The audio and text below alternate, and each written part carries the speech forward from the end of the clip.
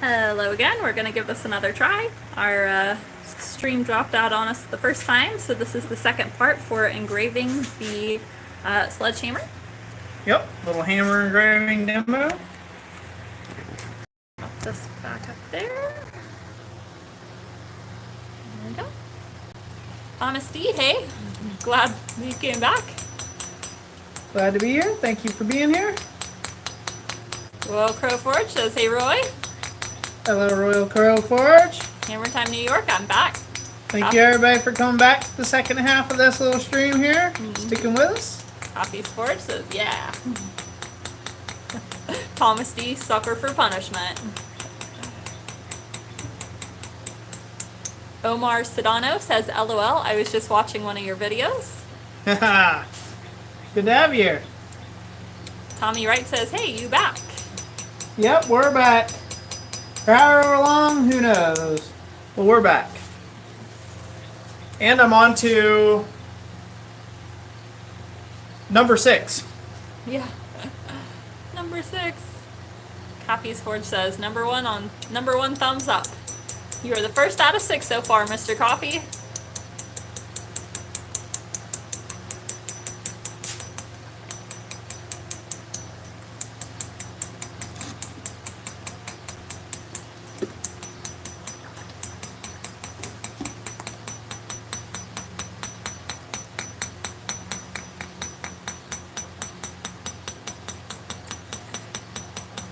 So has anybody done any blacksmithing this week?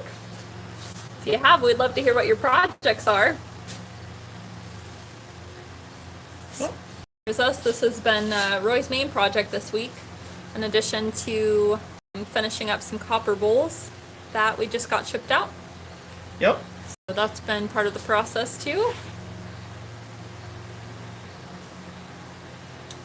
We took the first half of the day off to spend some time with our kids, and Give my hands some rest. yeah, give them a chance to recoup before getting back to all that engraving. Hammer Time New York says, I cleaned out the shop today. Does that count? You want it to count? Then it counts. Big Mickey says, looks good. Watch the thumbs. Yep, just gotta watch the thumbs.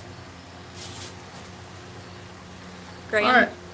Go ahead. No. Graham says, I gave some of my hooks to my sister at the weekend ones I made from rebar. Awesome. Awesome, Graham. Alright, working on the center circle. Then we'll work on all the rings. Mr. Coffee says, I cleaned my shop in my mind. It's a mental exercise of cleaning, huh? Well, I think that could count. Here in the physical, it doesn't make it any cleaner, though.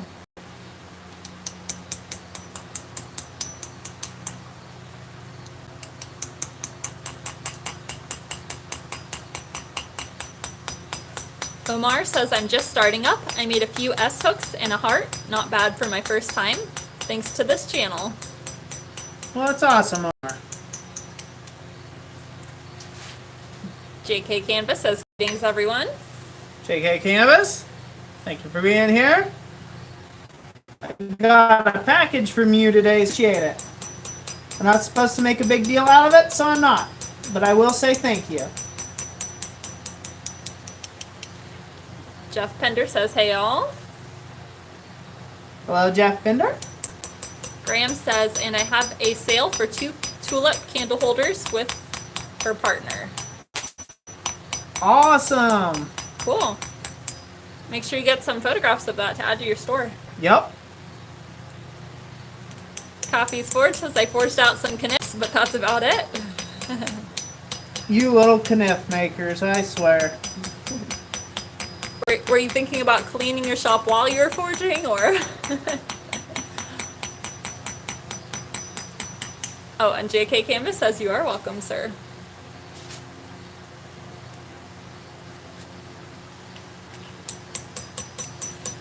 Hammer Time New York says, I count it. I'm making a working space available, and that's a big task. Still working on tool organization.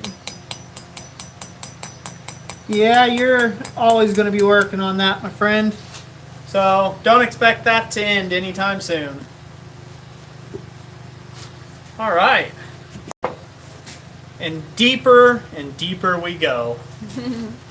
The circles Everybody never see that? end. Yep. Well, I'll get it close up here. Everybody can see the bright cut parts. Yeah, back and forth. As you can tell, we got a lot more to go. A lot more circles. Yeah, a lot more circles. So, you have to, on a pattern like this, you kind of have to develop a little bit of methodology about it. And my methodology is start on the outside, get those rings all touching. Then I'll go around all the outside and do all the connecting rings. There's a lot to it. A lot to go. And so I otherwise might not, before doing this for this job, I would have probably never have undertook something like this type of pattern anyhow. Maybe something just as elaborate, but just not this particular pattern.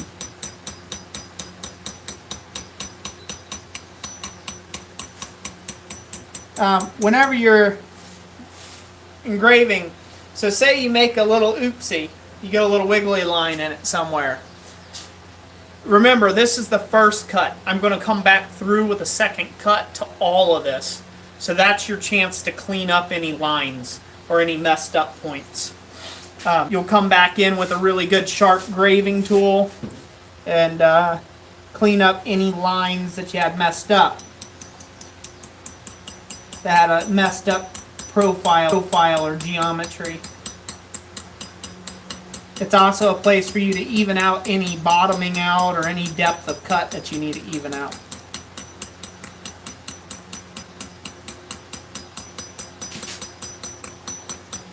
Now, for those that can do it, it's highly recommend that you use some spectacles, my friends. Use some glasses that'll help you see what you're doing here.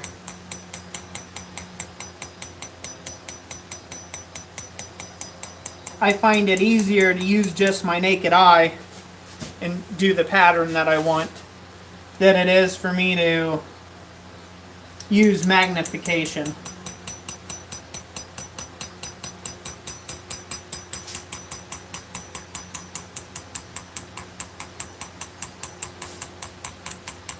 JK Canvas says, I hope to get my forge built in the next couple of weeks, then get an ASO.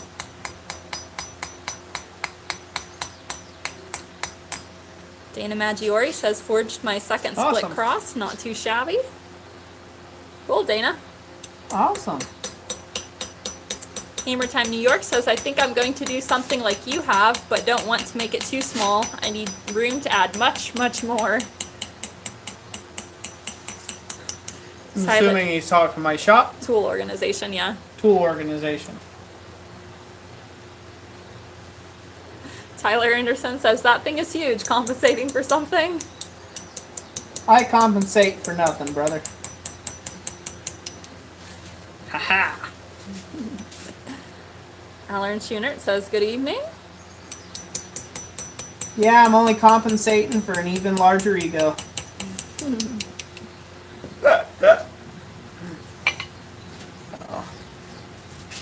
Found out this is for a customer's job, so I'm looking forward to it. Coming down to the end of it here. Pretty strict deadline. I've got to have it basically to them by the 7th of September. The 7th. So that means I got to have it in a box on the 2nd of September.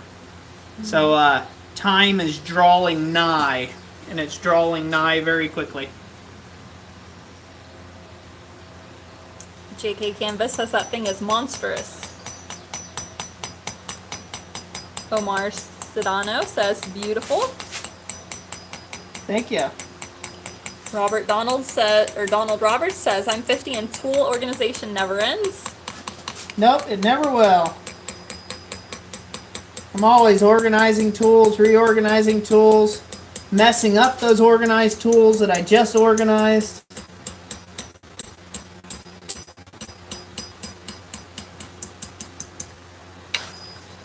Tommy Wright says, I was working on a kniff after I cut it to the right length, needed some tongs, so I made a pair. They're not pretty, but they serve the purpose. Hey, that's all they gotta do.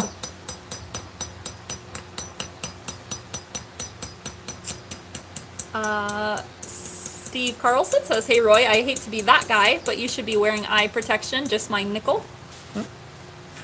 You are right, sir, but I can't see with it. So, I'm taking my chances. You're exactly right. I will not argue with you.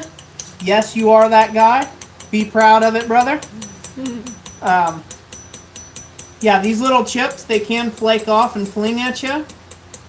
There's something that I'm doing here, though, that I have not mentioned. So if you notice, I'm not just breaking the chip out and letting it go fly. I'm actually coming to the end, and my gravers are magnetic. So they hold the chip. I have to actually peel the chip off of the piece. So that's one built-in protection, so to speak, because I keep these laying on a magnet, and they basically magnetize after a while. That's a little annoying, but it's got the side benefit of not letting a chip fling off at you. If you were to get something in your eye from one of these, this is a fairly low velocity item as well. You know, because you're barely putting any pressure into the actual hammer stroke on these. So, you know, there is a benefit there as well. But yes, you should wear eye protection. And as I was saying earlier, a good set of spectacles with magnification, if you can stand yourself in them, is a great ideal as well. They double as your eye protection and also helps your eyes see what you're doing a little better so you can follow the lines a little closer.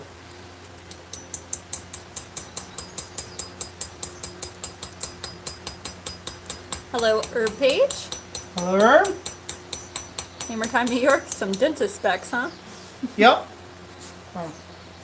By the way, I'd like to take a moment to say that if you guys observe me doing dangerous stuff, you're not going to hurt my feelings to let me know that you're that guy, that you're going to call me out on it, because maybe it's something that I'm not thinking about, or maybe it's something that I'm not portraying good enough for a beginner, right? And it's a great point to stop and point out why I'm not wearing safety glasses when I'm a very big fan and proponent of wearing safety glasses, right?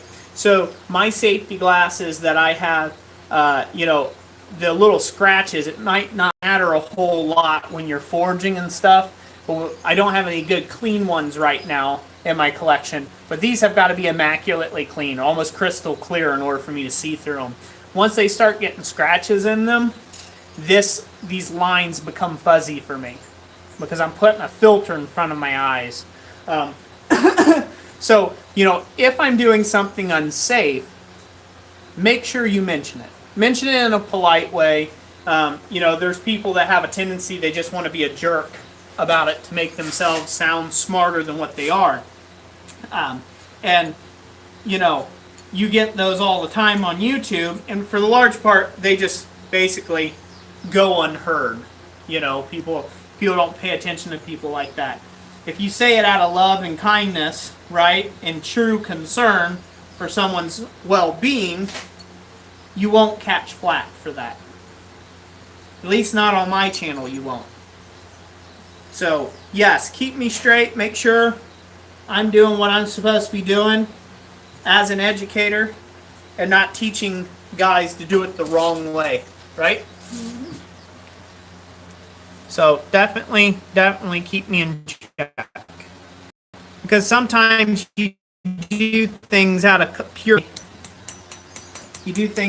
complacency without even realize you're doing them, and you're in a dangerous situation. And all it takes is somebody sitting back and looking at you long enough and saying, dude, you keep doing that, you're going to get your thumb caught in there, or you're going to, You know, you keep doing that, you're going to have a belt slap you in the face or something, right? And all it takes is just that little bit of general concern from somebody to think, huh, yeah, I guess he's right, you know, because you just get complacent in your work and what you're doing, and when you're doing engraving, you get so focused too as well. A lot of this is high detail work, and I have to stay pretty darn focused, so that's beneficial. See here, guys, I'll try to get caught up on your comments here. We got quite a few commenters. Let's see, County Line Forward, she gave you a $5 super chat and said to put towards new safety glasses, LOL. Thank you. Thank you, James and County Line Forward. Everybody give him a hand clap. Thank you for supporting the channel. Alan Schoonert says, so are we meeting Roy and Jess at John Coffey's? Or Quatsy? Yes, we plan on being there. Yep, Roy, that is the plan.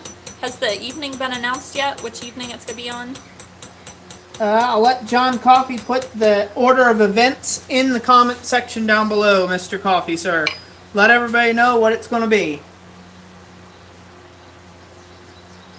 Let's see. Fiery says, I've got everything set up and we'll start forging in a couple of days. Awesome. Glad to have you a part of the channel. Glad you're just getting your journey started. You'll have a lot of fun. JK Canvas says, Jess, make sure to deflate Roy's head a little out of the shop. That's hard to do. Amy Daigle says, the project is looking great, Roy. Thank you. Tyler Anderson asks, are you making the handle or just the head? And if you're making the shaft, are you going to do anything else elaborate with that? So I am making just the head. I had decided I'm not that great of a woodworker and I needed to do a laminate handle. So I had a custom woodworker take and turn me a hammer handle, custom sledgehammer handle for this that is made out of, it's made out of ash, hickory, and maple, all sandwiched together, made up like a, I don't know what you would call it, a layered handle. Basically, and then that will have, it'll get stained and it will have a couple coats of polyurethane put on the hammer handle, and it has their company logo being engraved into it as well. So it's going to have their company logo in the hammer handle, and then I'll fit the hammerhead to it and wedge it and do all that business. So I'm focusing on just the hammer work, which I've got enough work here to do. I haven't shown everybody what I'm gonna be doing. Been sharing some photos on Instagram. If you haven't followed me there, follow me at Christ-Centered Ironworks at Instagram, and take a look at my work over there. I do some update photos and things like that. Not so many videos, but just update photos. And you can keep up with what I'm doing.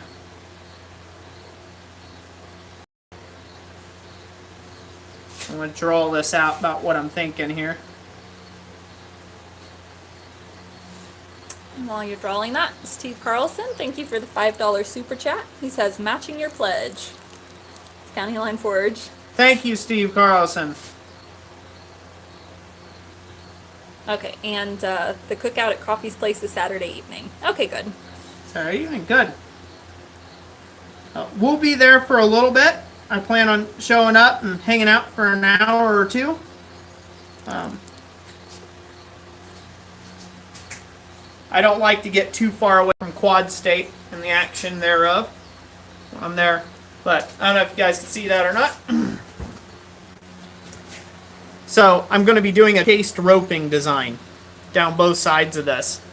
And that's going to really give this separation from the hammer faces themselves. And I really want to do that. I want to give this kind of this body.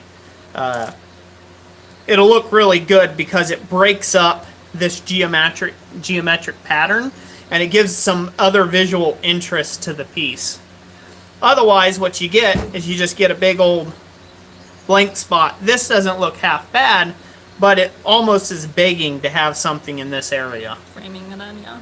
It needs something to frame this up to give this more of a pop and to give it more of a feel like this whole piece is tied in. So I'm going to do that. One of the things I was thinking about possibly doing was doing a little bit of scroll work in these flats. I probably will not, just for sake of time, but I'm going to have roping go all the way around the hammerhead. So this will all be chased in with chisel work.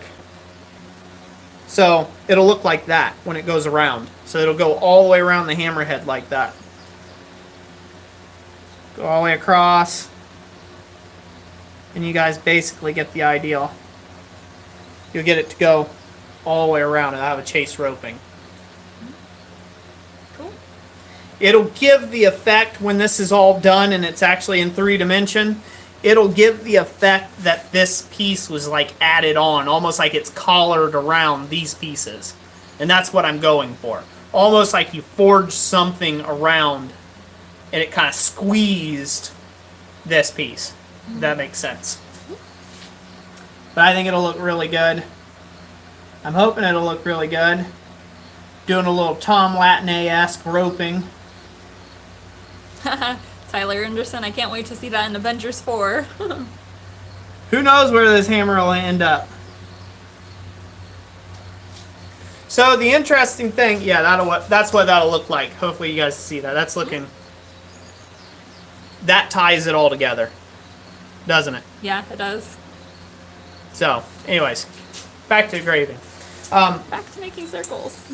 That was something I was reflecting on the other day. You know, I had made a video, and I don't think I'm going to release it now. It was a rant video. Kind of a rant video. People have asked, you know, not necessarily people have asked, but people have ragged on my case that I'm like this professional blacksmith for YouTube or something, or, oh, I'm just trying to make a buck on YouTube type deal. And so I made this little rant video, and I was going to release it, but then I got a lot of, I got a lot of generosity today. There was a lot of packages that showed up in the mail from my subscribership. And then I've got all you guys out there that are dedicated that come out and would gladly give me a hand in a half a second, or the shirt off your own back. And that is like such a great feeling to know I have that kind of family out there, you know, in the blacksmithing world and community. And so I really shouldn't let just a few totem heads, you know, kind of get at me, so to speak, or nag at me. But it kind of got me to thinking. I was reflecting on whether I was going to do the video or not, and I was talking in the video that I was a successful, by the grace of God, I was a successful blacksmith long before I ever came to YouTube, and I'll be a successful one long after I quit doing YouTube. And just reflecting on that a little bit, I was just kind of counting my blessings about where I've come from, the earlier days of my forging work, and all the cool stuff that I've done and I've made over the last decade that I've been doing this. And I've been doing this for 7 years now as a business. And just to do that for that long and make it past that hump, you know, they say there's in the first 5 years, if a business is going to fail, it's going to fail in the first 5 years. And as an average, if you will, and here I am at year number 7, still standing by the grace of God. So, you know, I think about that and I look back at all the things that I have done in blacksmithing so far. And although it's pittance, it's pennies in comparison to what some guys have done. But I have literally, on this earth, my ironwork in every single country. Every single country. That's pretty awesome. That's pretty awesome to say that. And, you know, a lot of people don't know this. In fact, I don't think I did any videos around it. I kept it mainly hush-hush, but in Washington, D.C., there's the Museum of the Bible. I've got ironwork there. They contracted me out to make baking pans and sheep shears, and That was it. Those dragons. there was one other thing they were wanting, but I I couldn't pull it off in their time frame that they wanted. They wanted it for their grand opening, and I just couldn't get it that much work done. We had asked you about some wagon straps originally too. Yeah, some wagon wheels for like ox carts or something, and I just told them it's not really my bag, so, and it was going to take too long. But you know, just looking at that, like how cool is that you have that I have some work in a museum, you know, where there's going to be thousands of people on the month walking through and walking by and never know that it was me. Never know that who made that stuff, you know, in their wax carved figures, hands, or whatever. And I just, you know, I don't know, I find that neat. You know, I feel real blessed to take and have that. And that's one of the main reasons why I continue to do YouTube. Because I am a professional blacksmith, and this right here, what I'm doing right now, is how I make my living, you know. And so, one of the reasons why I continue, because I have been so fortunate and that I want to take and pass that blessing on to other guys, you know. That's why I'm so forthcoming about stuff around business and, you know, project ideals and pricing, and you can contact me with your, you know, stuff and ask questions. You know, if you're having problems with sales or something like that, you know, you can shoot me an email and I'll answer your email. You know, and we've set up stuff where we'll even consult with you about your business for a fee, you know, and get me on a phone interview, and all. My most loathed way of communicating to people on this face of this earth is talking over the phone. But, you know, you want to do that, you know, we'll do that. So I find that to be such an amazing, it's an amazing opportunity to take and share my blessings with the world, you know, the stuff that I've had. I'm not the best blacksmith out there. I'm not a master, you know, won't ever claim to be. I'm on my way. I'm on a journey in this world called blacksmithing, and you know, I like to share what I know. And, you know, that's where I keep going back to that. I have a heart of a teacher, you know, kind of deal, and it's just true. So I'll shut up if Jessica wants to take comments or questions. I'm sorry, guys. Like 5 minutes here. I'm sorry. It's all right. Just getting it out there. So I just get my sentiments out there, you know, of why I'm still on YouTube. And why I do what I do, and why I care.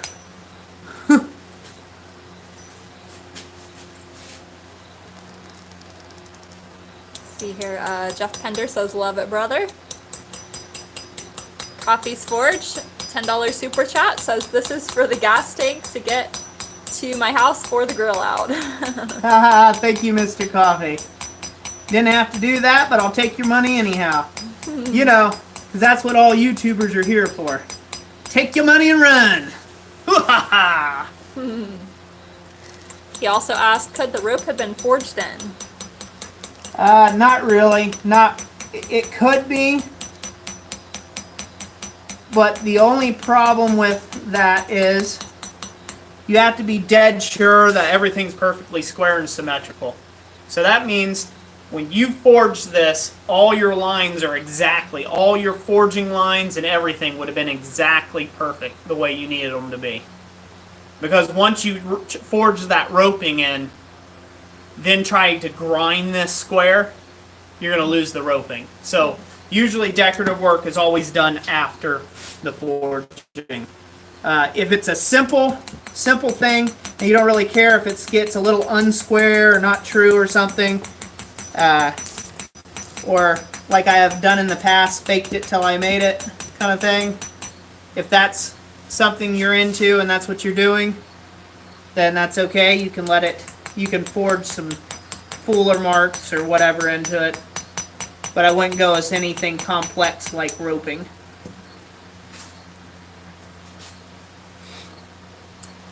More questions? JK Canvas? Comments? Complaints? Sure. JK Canvas says, YouTube as a family, especially in specific niches. Yep, it can be. When they all want to behave. Coffee's Forge says, you can call me anytime, sir. Thank you, Mr. Coffee. see, we had 3 very impressive Roys from Alan Schoonert, Thomas D, and Dana Maggiore. Awesome. I'm glad you guys are finding it very impressive. Thank you. Manga 12 says that's why all your artwork gets the touch mark, so people know. Yep. It's a little tiny touch mark, but on closer inspection and 50 years from now, somebody will be able to, they can say, oh, that was made by Christ Center Ironworks. Who's that guy? I don't know.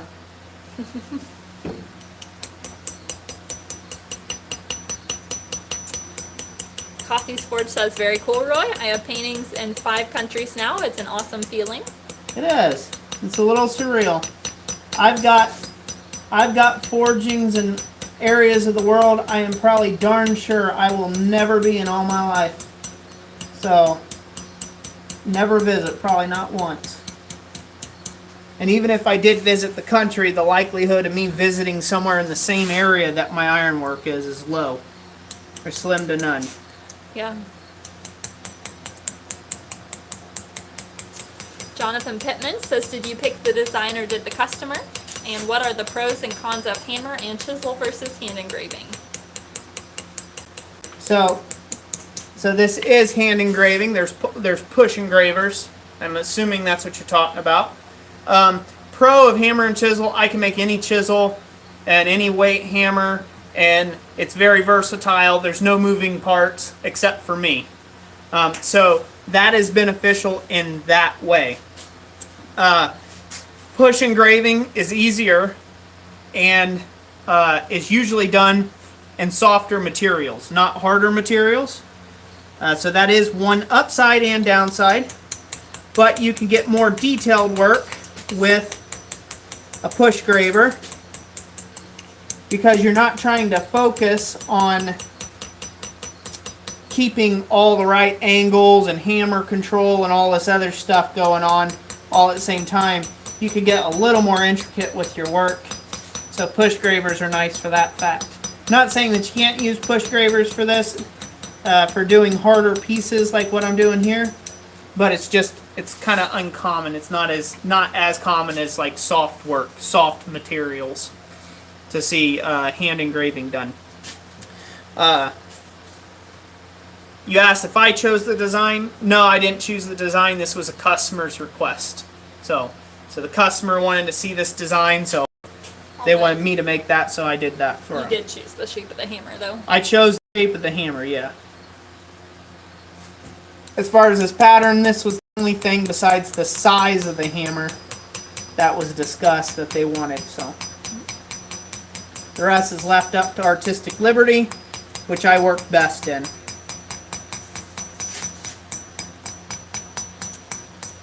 County Line Forge says, I have hammers in 10 countries now. That's awesome. Keep track of them, Mr. County Line Forge, or James, I should say. Keep track of those things.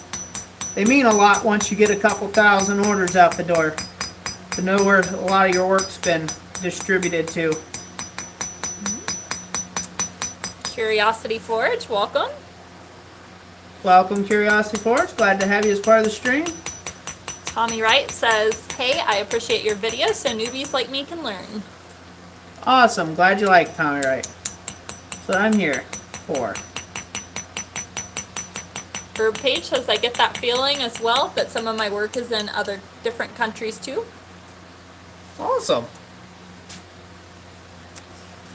Curiosity Forge says, engraving is a must learn on my list, but my current focus is reliable Damascus.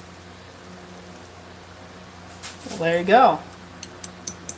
You'll be at that one for a few years.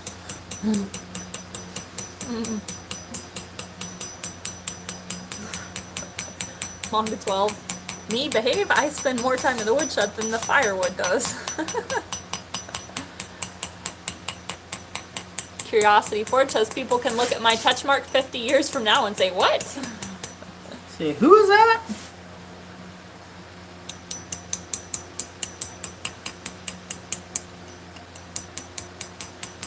Let's see here. Manga 12 says, have you ever messed up an engraving? Yep.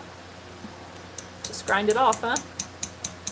Yep, you just grind it back down to bare metal. Very disheartening.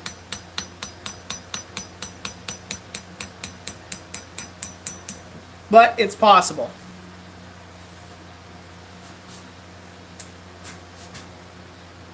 James says, whew, I got a long way to go to 1,000 hammers. Haha, I'm on number 94, lol.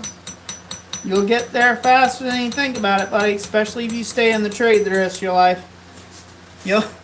You'll probably get tired of doing hammers before you're done doing hammers. So you'll get tired of it before you get to 1,000 hammers. A lot of people ask me, oh well, I thought, when you quit your day job, or when you do what you love, and you can never work another day in your life. That's a fairy tale.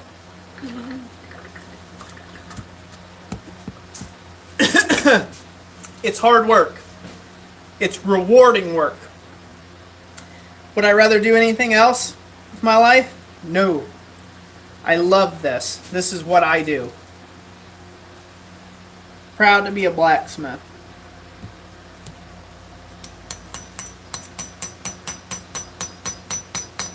Curiosity Ford says people that don't have much imagination and a few IQ points, ask if my touch mark is a campfire.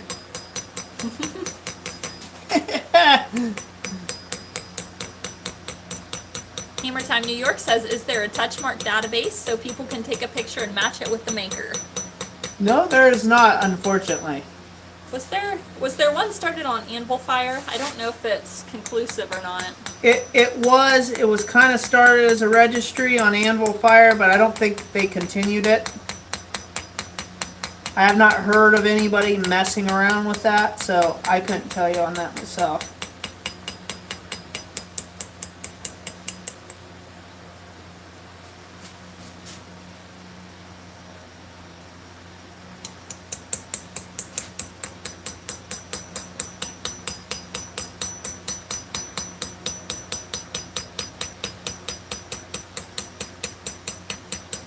Curiosity Ford says, Quad State, woohoo! Except the hotel room paranoia. Bring a bottle of soul with ya. Alan Schunart says, Lord, another 4 weeks. Is it that close already? Yep. Yes, I guess it is.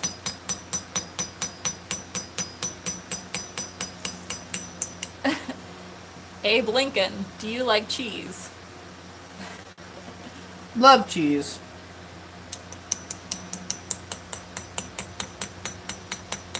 So we're up to 53 watchers currently, and up Wow. to 38 minutes going. How many watchers? 53. You guys don't have a life, do you? Man, I tell you what. Wednesday evening? Wednesday evening and watching a watching guy engraving. stare at a hammerhead. Mostly they're Engraving. just staring at your arm. Sorry, ladies and gents. I'll try to do better than that. Now that I know there's 53 people watching me, I thought there was 4.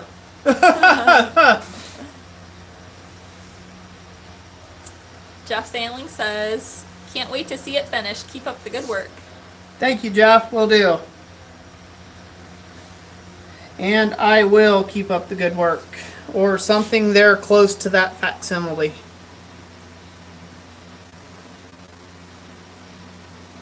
See, now it's going to start getting confusing where you're at. Mm-hmm. Now it's starting to blend in with the pattern. I don't know if you Yeah. can see that. See, now it's starting to blend in with the pattern behind it. Difficult to tell what I've and what I haven't yet. Yeah. So now what I'm doing is now I got all these circles on the top. Now I'm looking for the circles underneath the circles to be engraved. This is a very challenging. I like challenges. This is a very challenging engraving. You see? Oh, I'm yeah. looking for that circle. Uh-huh. See that circle? Yep. Yep. Then I'll step back and move your eyes around. Now look for that circle again. Oh, yeah, it disappears. Depending on the lighting. Like, wait a minute. Baltzar Frozen Off says, must have good eyes. I do.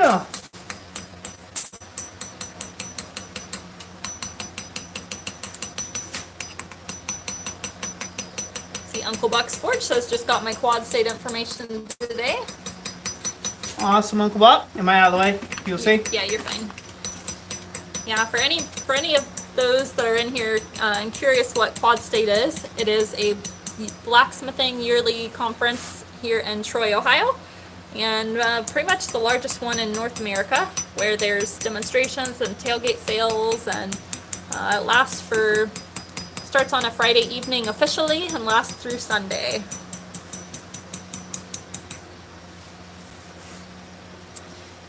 Curiosity Forge says, I do not have that much of a life. I returned from tech school, did 3 etches on a cable Damascus blade, and went to lay down while the blade soaks in oil overnight.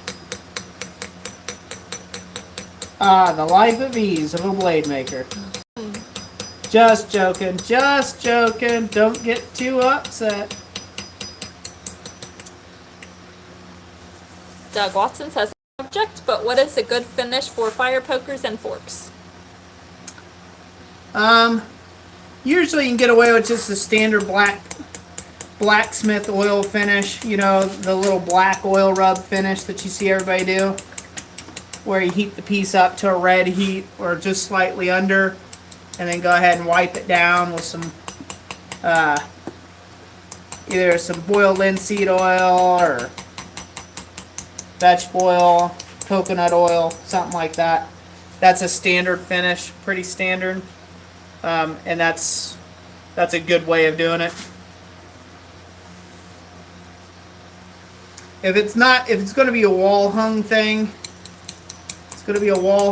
and it's not ever going to really get used. If it's not ever going to get used, go ahead and just do a painted finish on it. Paint it black with some like oven black type stuff. Otherwise, it's worthless. If you paint it with like stove paint, a lot of times the problem is so if you go with that, it rubs off, it scratches and stuff, and then it rusts, and then that rust propagates under the paint.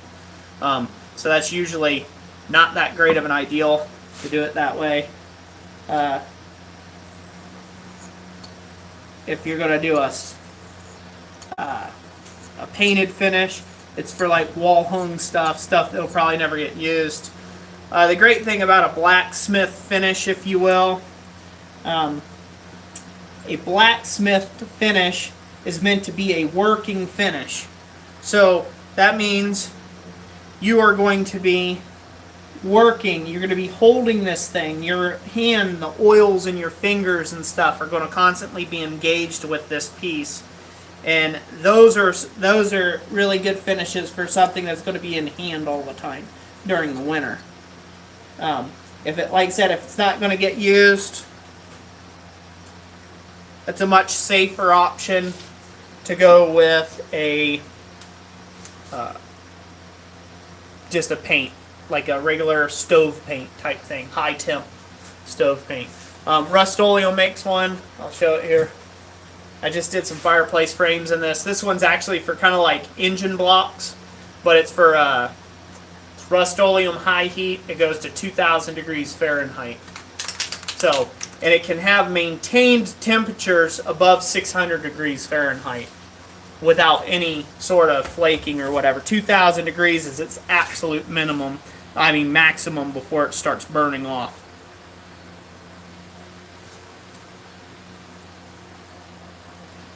Irie says, I'm tired out from grinding on a few railroad anvils for 7 hours straight, so I'm taking a break. Good. Definitely take a break.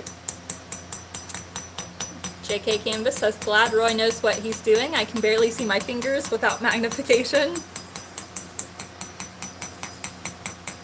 Curiosity Forge says, I've come to terms with being challenged. Different kind of challenged. This is what I think he meant there. Curiosity Forge is a little jokester.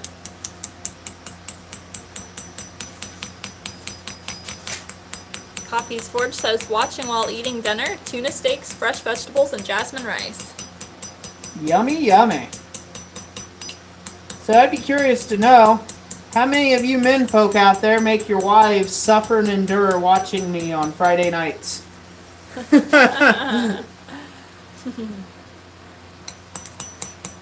Anthony Chase says, if we had a life, you wouldn't have had as successful of a YouTube channel, and we wouldn't be able to learn as much. Exactly. Well, I'm not saying not having a life is a bad thing. I greatly appreciate it. Curiosity Forge says, we all know knife makers are blacksmithing's nerds, and Coffee Sports says, I am not a nerd. Dana Maggiority says, I sent you something. Have you been to your P.O. box lately? I just went today and I had 3 packages I picked up. I'm not sure if one of those were from you. I can't recall right now at the moment. Yes, it was. The stickers. Oh, yes. Yes, that's right. Thank you for those stickers. I don't know what I'm going to do with them because you were very generous. That's a lot of them. But it's awesome. Yeah, those are really nice stickers. I actually got an unboxing video coming up where I was going to show off some of those things. I got a few other people who have sent me some stuff over the last couple months. I meant to do a video, kind of like a mail time kind of thing. Similar to what, Tim at Big Dog Forge does to give some recognition to people who support in the channel in other ways other than, just super chats or stuff like that or t-shirts or merchandise. So I do have the intentions on showing that off at some point. And saying a proper thank you.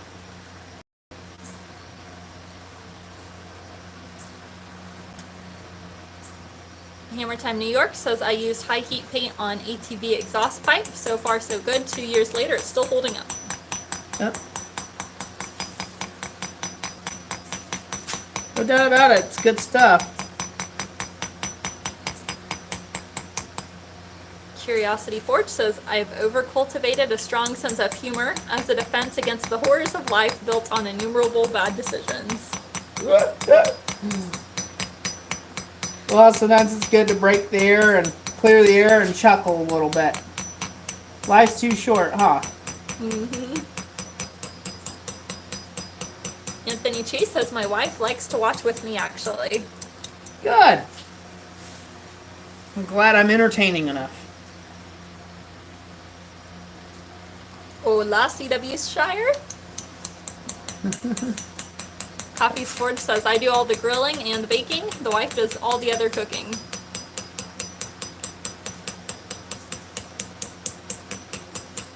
So she basically fries and microwaves things?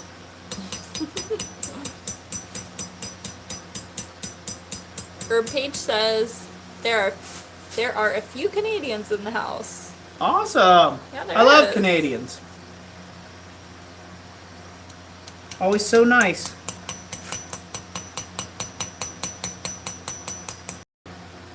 Jonathan Pittman says, you're making my drive across Texas interesting. Thank you so much for what you do. Very welcome. Glad you are getting some value out of this boring thing here. Anybody counted how many circles I'm up to? Is that every time you set down the hammer or the chisel? No. It's all continuous, running together. Alan Schooner says, good night, have work to do. Good night, Alan. Thank you for stopping by this stream. Thank you so much for that.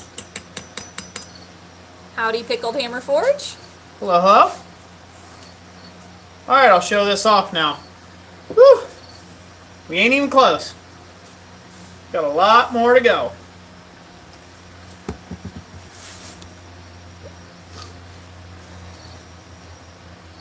I don't know if anybody can see that. There you go. Mm-hmm. Can you see that? Yeah, let me come off you from close.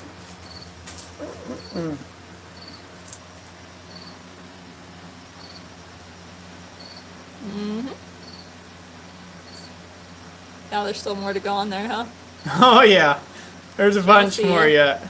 How much more is there to go? That's really trippy on the eyes. Anywhere that's dark Uh-huh. and not shiny. Okay. Huh. Pickled hammer forged, that's beautiful. So we're getting there. As you can tell, this is a lot of work.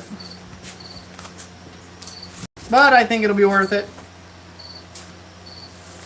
Kind of got confirmation from the client that they were really impressed with it. So sent them some update photos. And they were really impressed with the work and the craftsmanship thereof. And so that right there makes it worth it.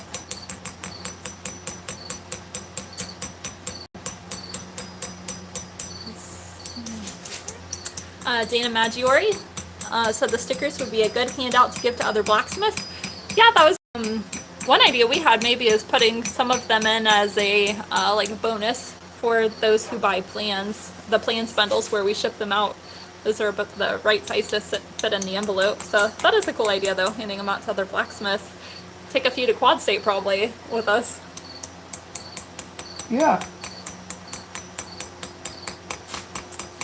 Let's see. Comment below what you think we should do with the stickers. They're awesome stickers. Balzar Frozen Off says, have to go to work. God bless y'all. Thank you for the hard work. God bless you. Thank you for stopping by, and thank you for being part of the channel. Remember to subscribe and all that other good jazz if you haven't already. This is the first time I've heard that name in the stream, so I think. I think so. County Line Forge says, my wife watches all your videos as well as many other channels. Awesome.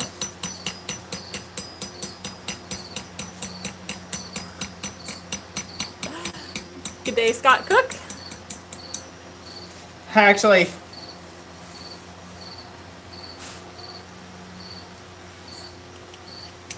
don't let her pick on you though, James.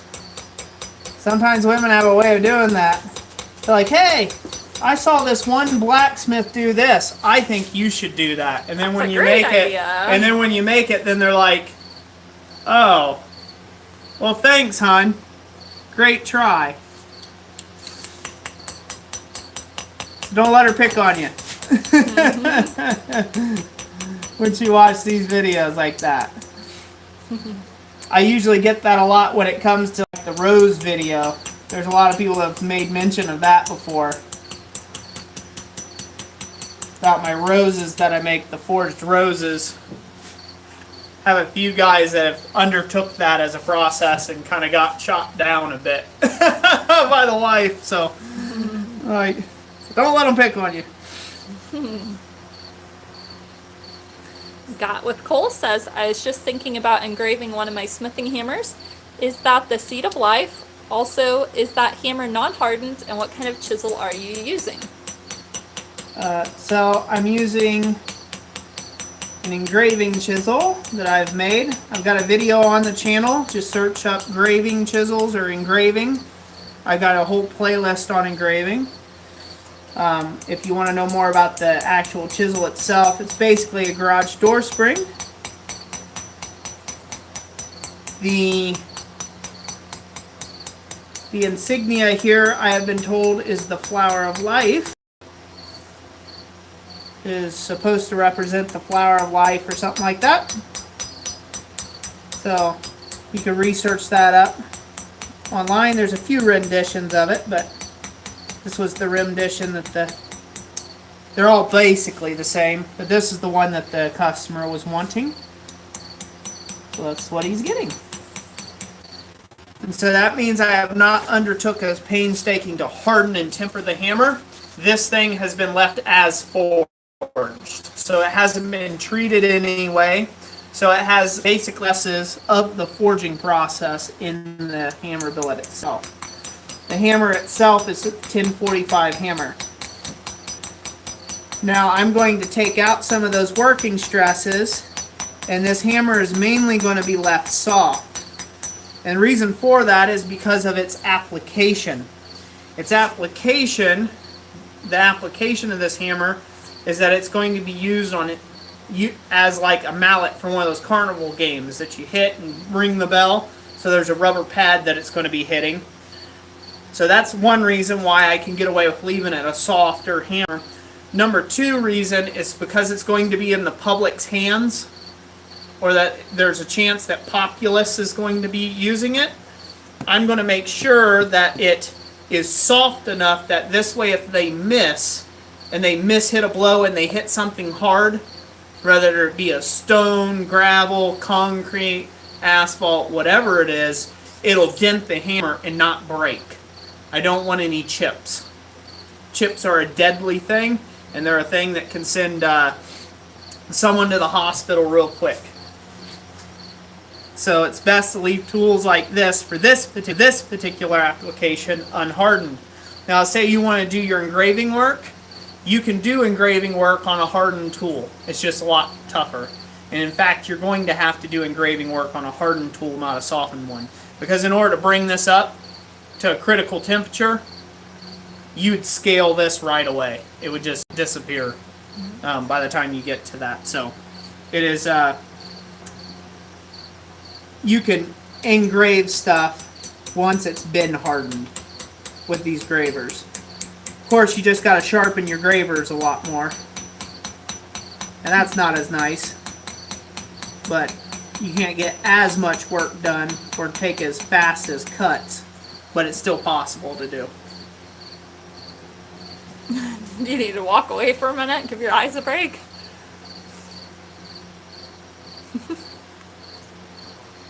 Yeah. You need to walk away for a second. All right. Do a little bit of a rant.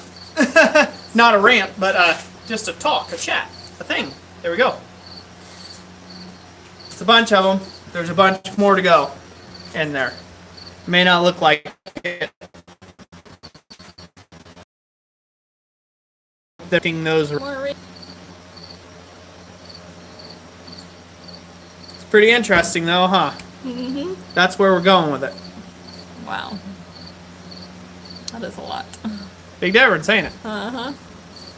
We're not there yet, but we're getting there. Mm-hmm. Alright. Oh! You can flip this around. Yeah. Probably your...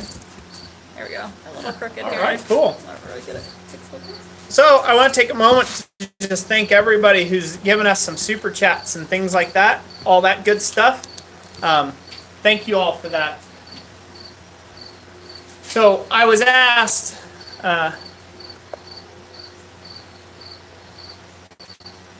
Gnat with Cole, you're welcome. So, I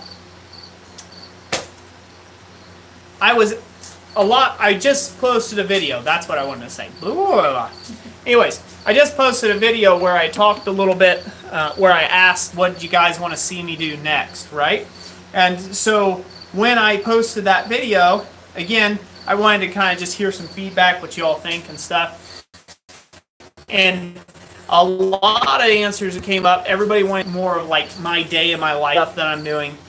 Some people want me to go back to doing just strictly how-to tutorial videos, and I hope to do those too. Guys that want to take and see all beginning projects and things like that, there's 936 videos right now on the channel with some sort of technique, tip, hint, trick of some kind on this channel. So, yeah, it is circle. Somebody said that. So, Graham Pepper, thank you, sir. You don't have to do that, but I appreciate you anyhow. Everybody give Graham Pepper a good hand clap on there, and just return that favor. Give him some love. So, he's a longtime supporter of the channel, even when he doesn't have necessarily the funds to do so, and we greatly appreciate that, brother. We just greatly appreciate you having you as part of this community. So, but yeah, so the way I'm going with the channel in the future, and I've done a couple update videos. I'm going to do some main update videos for people to take a look at.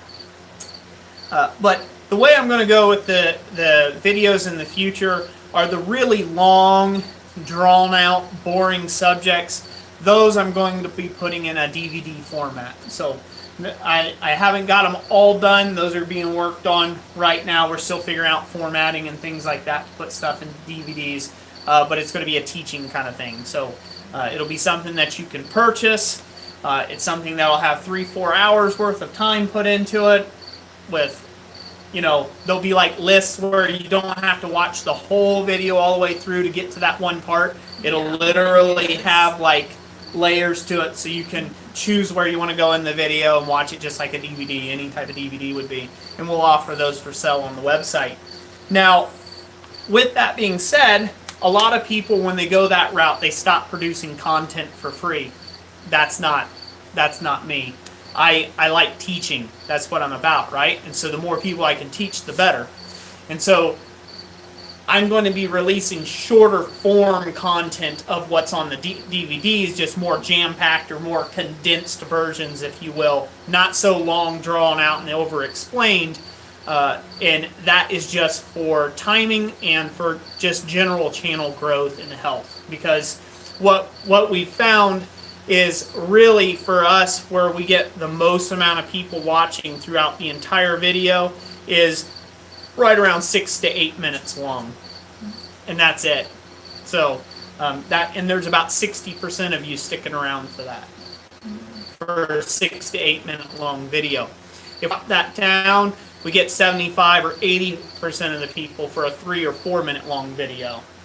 So our averages for video durations that people are watching are right around that 5 to 6 minute mark.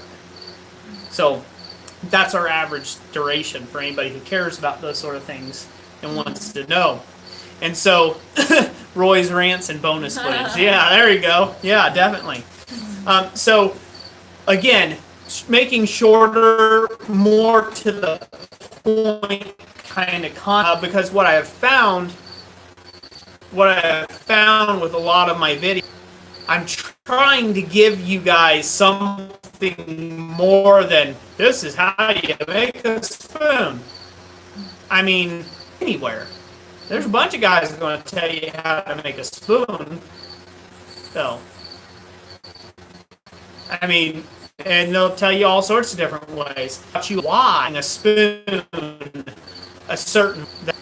I'm going to be doing an intensive DVD on forge welding. So, and when I say intensive, it's probably going to be a 2 or 3 disc set. So it's going to be in-depth dive on basically all the standard forge welds.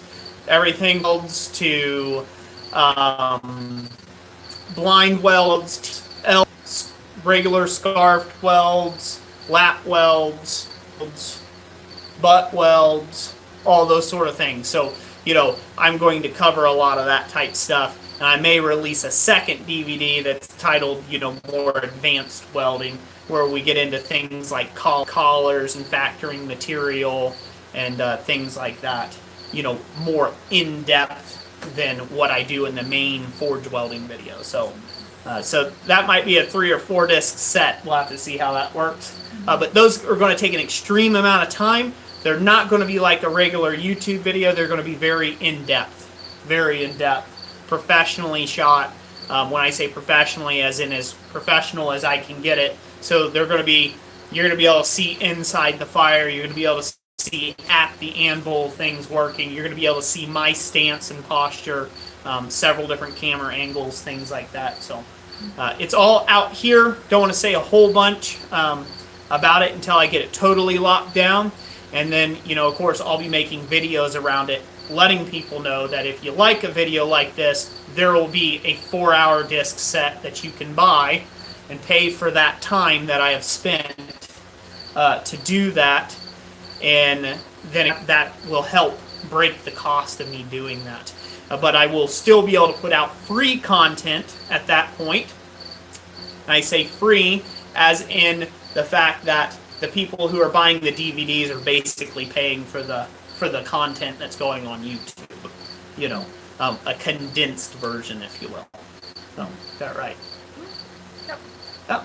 So that's kind of how I'm going with some of the videos in the future. That you can look for that coming around the first of the year.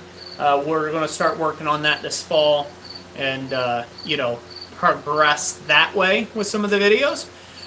We are still going to be doing right now, as we say, we're still going to be doing videos at the tune of 1 video a day.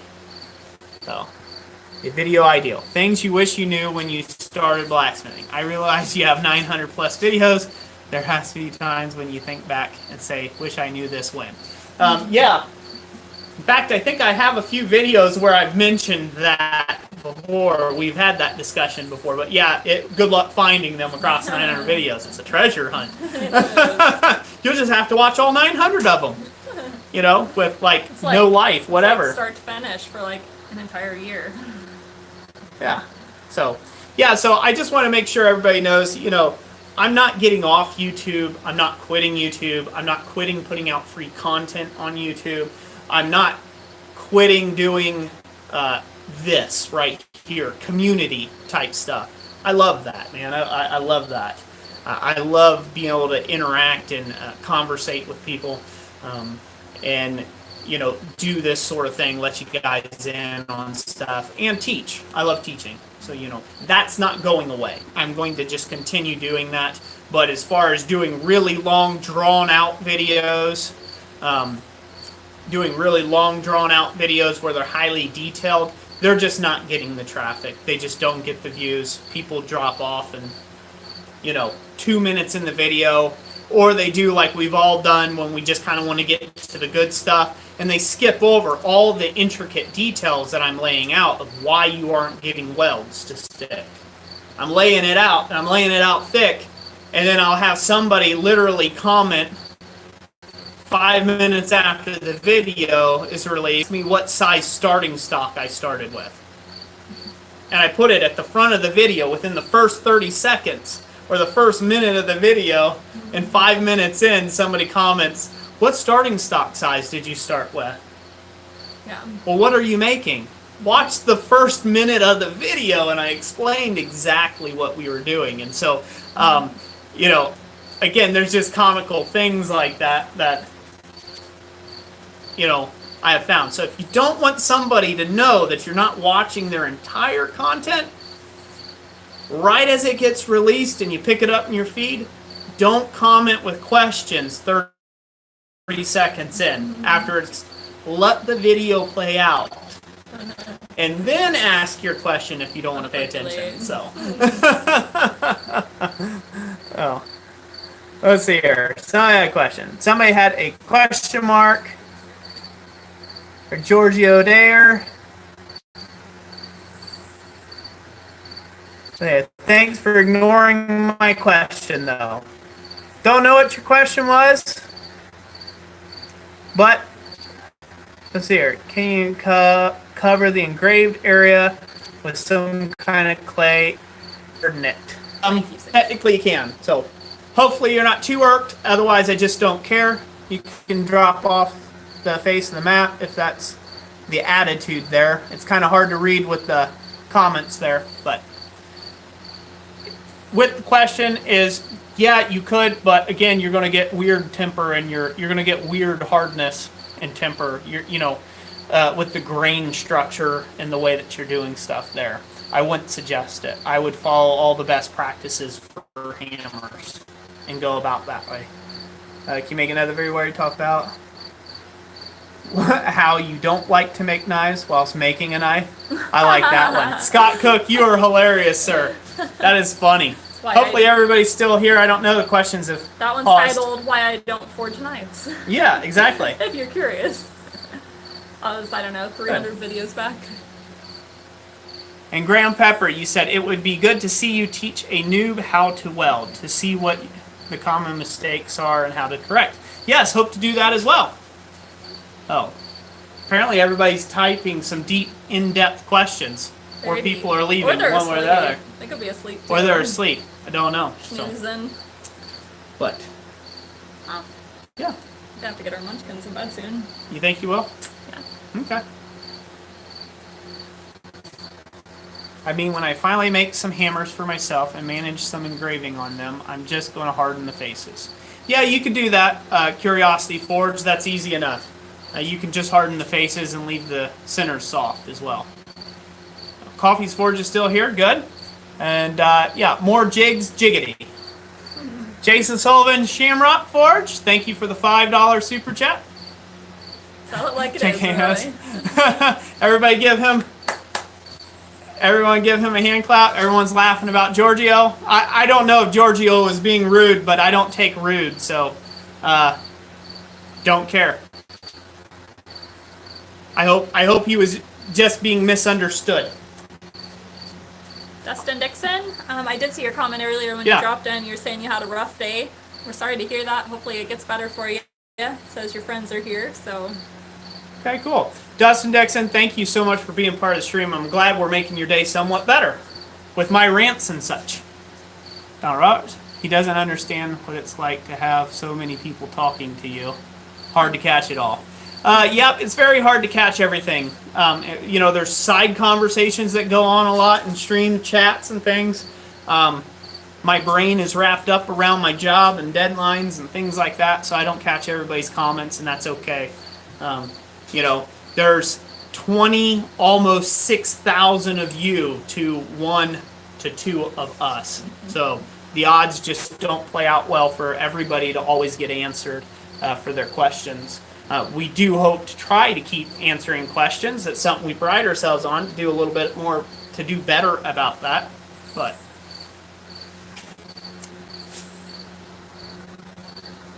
somebody asked a question. Yes, sir, James. Oh, or what's his name? That's funny. I don't know. More Jen forging videos. Jessica forging videos, maybe. I'll let you manage that. Okay, I'll do it. So, go ahead and just ramble those off there. Ari Taylor says, do you make your own engravers or do you buy them? I really want to get into it, but can't find them anywhere. I make them. I've got a video on the channel of making your own engravers, so go check that video out. Search the engraving playlist on the channel. Should be able to find it just fine. Steve Carlson, if you're saying more Just Forging videos, we're hoping to do some of those later this fall. Yeah, in the fall or winter, sometime around there when Roy's freed up a little more in the shop. Water bottle out of the way. Yeah. Let's see, do we use a signal booster for the Wi-Fi? We have one in the house. We do not have one out here, and I think it would help if we did. It might not be it'd be a little less spotty, I think, because I know twice we kind of had the loading screen, and you guys got cut out a little bit. Let's see. Just lost my place. There it is. Place. No, it's not. No, there it is. So, just a piece of advice. I'm sure most of the people are still in the stream. I am the type of guy that if you give me respect and you be kind and you show kindness to me, I show kindness and I show respect back. If you come in like a totem head or you think you're going to be a jerk, I don't tolerate it. There's no part of me that says I have to tolerate you. That's what my block button's for on YouTube.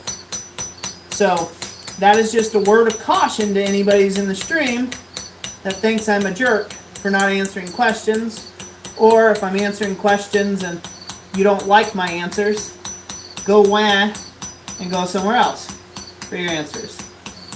I am a nice guy, and I like being nice. I like to do the whole turning the other cheek and all that, but I'm one of those crazy Christians that it's very hard for me to practice what I preach or what Jesus taught. So, if you're looking for Jesus, you need to look up. If you're looking for a guy, a sinner saved by grace, you can look right here and say there no further. But when it comes to just being a jerk, I'll call you on it every time. Every time. Don't care. You be in my face, don't care. I've worked construction. I've been yelled at. Called everything but a white boy, so.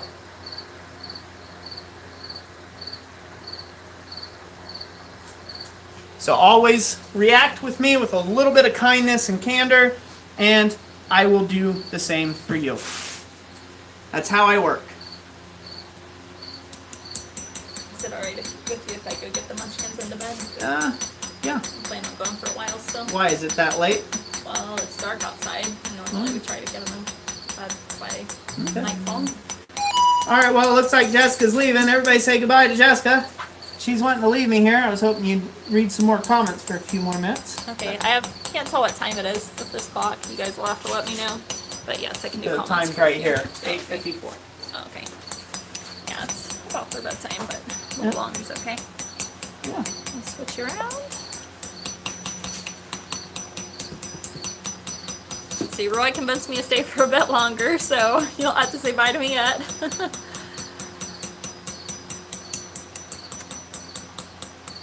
Let me see here. County Line Forage, I hate typing on a phone. Yeah, they're not the best. That's what the nice little microphone recording button is for. It just records whatever you say. Yeah. Only problem is when you do it in a live chat, it pauses the live chat for you to talk. And then you get behind. Oh, gotcha. That's kind of, at least my phone does.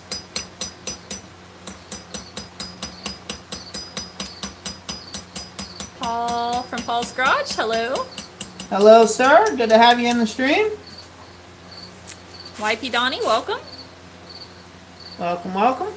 Graham Pepper, it could be worse. You could be like other YouTubers who just respond just to super chats. Nope, that's not me.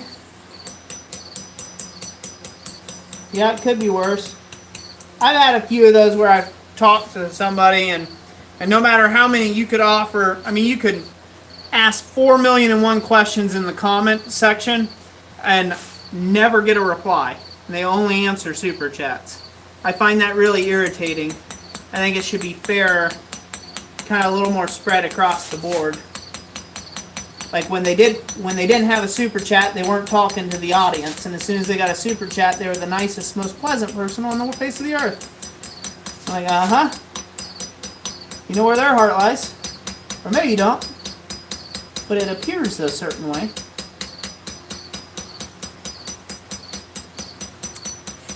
Steve Carlson says, I'm a network engineer and I might be able to help you with your internet feed. I will email you.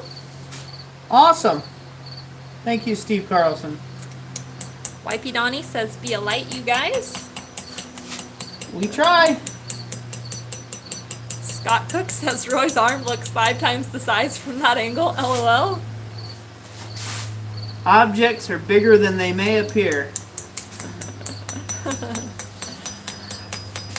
Curiosity Forge says, typing on phone screens with ginormous gorilla hands is a special kind of awful. I'd rather be a thing too creative and offensive to list here.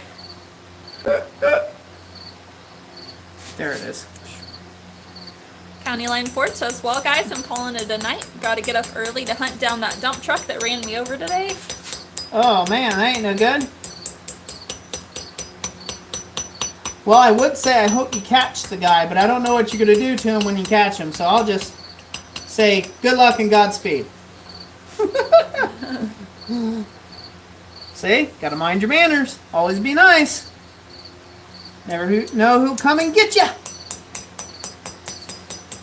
YP Donnie says, can you talk about how you came to faith in Jesus? Yes. So the story ain't very simple. Glad to share that. The story isn't real simple, but I originally came to Jesus when I was young, about 7 years old. I got baptized. Felt a real strong urging on my heart for that when I was 7. Can't say I quite knew exactly what I was in for that, or what I'm not sure I do completely the commitment I was kind of making right then and there at that point in juncture in my life. But I figured I wanted to anyhow, so that's what I did. I got baptized, I called on the name of the Lord then, got saved, if you will, for the people who are use that terminology for it. And it had some people ruin me for it, and basically it's kind of a classic Christian example, kind of saw some hypocrisy and things while I was trying to put my thoughts together here and still see what I'm doing. I kind of saw some hypocrisies and some things like that, and I thought to myself, I'm like, man, So if that's what it's all about, I don't want no part of it later on when I kind of got up more into my preteen years. So I kind of did some running when I was a teenager, and did some running, got away. And it wasn't until I got married to Jess that she had urged me to start going to church with her and going back to church with her, so y'all can thank Jessica for that. And some of our dates too when we were dating, so you could spend time with me. Yep. And so she started urging me to go back to church and stuff. And when we moved here and when we got married, about a year after we got married, that's when I gave my heart back to the Lord.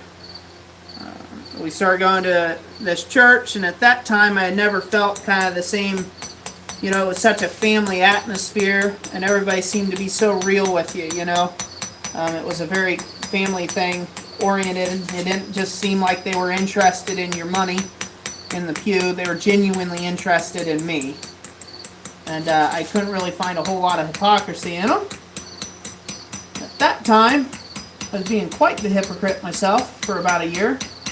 I was saying I was a Christian, and I was going to church and all that other good stuff. You know, doing all the regular stuff. And, yeah, one Sunday morning, Jesus had a little different talk to me about I wasn't quite up to where I needed to be, up to snuff.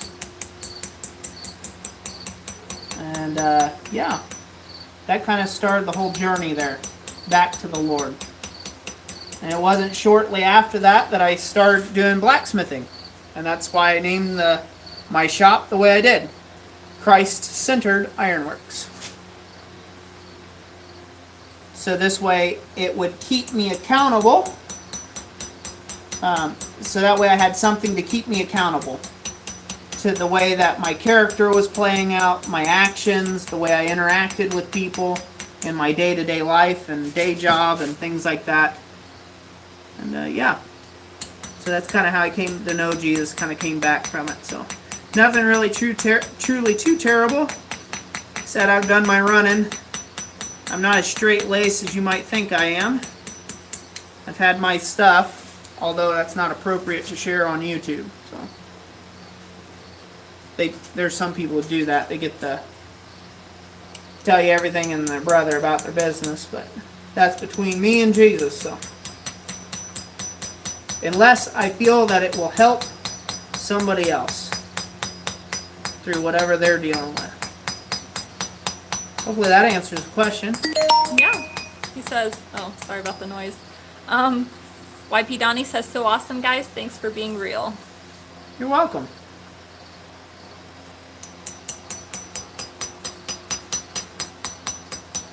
Yeah, so a lot of my story, I'll share a lot about my life story with people that I know, if I know that it will somehow edify them or that it'll work them through a problem they're dealing with. I'll be real with you, you know. You want to know my darkest secret? You want to know my behind my closed doors? I'll tell you. You may not like what you find, but I'll tell you. But there's certain times that type of stuff isn't really warranted, like online and things of that nature. You kind of have to watch yourself a bit, what you do and don't say, you know. My testimony is very broad spectrum when it comes to how I come to find the Lord and stuff.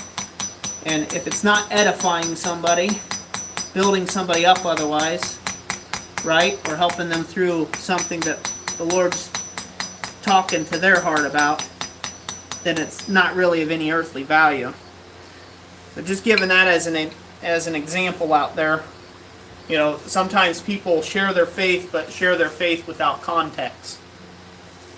You know, and that's one of the problems with a lot of the modern Christian church, is a lot of times we share our faith, but we share it with no context. You know, we don't share the context about our life and why it is that we are passionate people about Christ. Why? You know, why does it matter to you? You know, why should it matter to the person you're telling about Christ? I mean, you kind of have to think those things through. And I think, unfortunately, a lot of us, as it's a tough, again, it causes you to have to kind of revisit who you were. You know, maybe those sins that, you know, were you at one time, and it causes you have to relive memories and things of that nature, and that's a tough thing for you to go through. But it's a humbling thing, and it gives context. It gives context to what Jesus has done for you, and it's part of your salvation story. And, you know, for somebody who doesn't believe in God or Christ or anything for that matter, or maybe they have a different world faith and stuff, it's kind of hard for them to understand you, so to speak. They may have their own convictions and why they're following a certain methodology or way of thinking. And if you're going to plead the gospel or plead Christ with someone, you've got to give it context.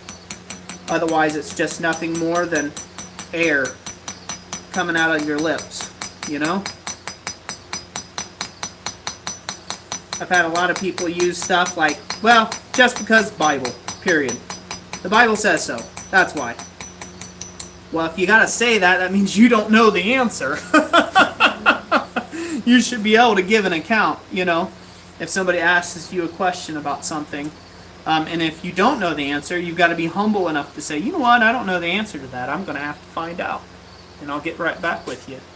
And that's just called being a real human being. And I find people have more respect for that in the long run.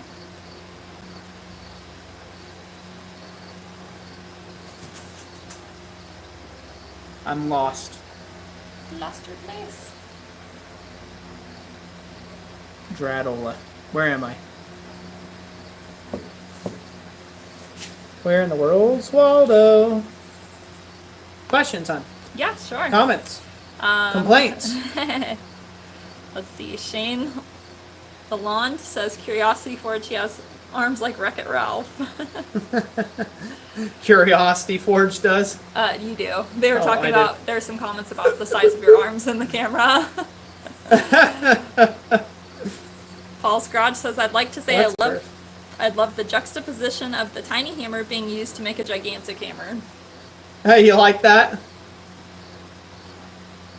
It is quite funny. It's like, oh, let me hammer on this, you know? A little 6-ounce hammer hammering on a 30-pound hammer.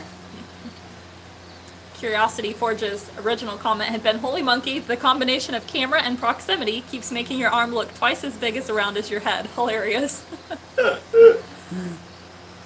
There we are. Found it. Score! By the way, I think Mr. Coffee and Tommy, you were talking about where to locate Mr. Coffee's channel. In the one video where you were a special guest with Roy, I did put the link to your channel down in the video description as well. So anybody who wants to go check out his link, that'll help you locate it. Herb Page, have a good night. Herb Page, thank you for being here. Brother, you have a great evening, sir.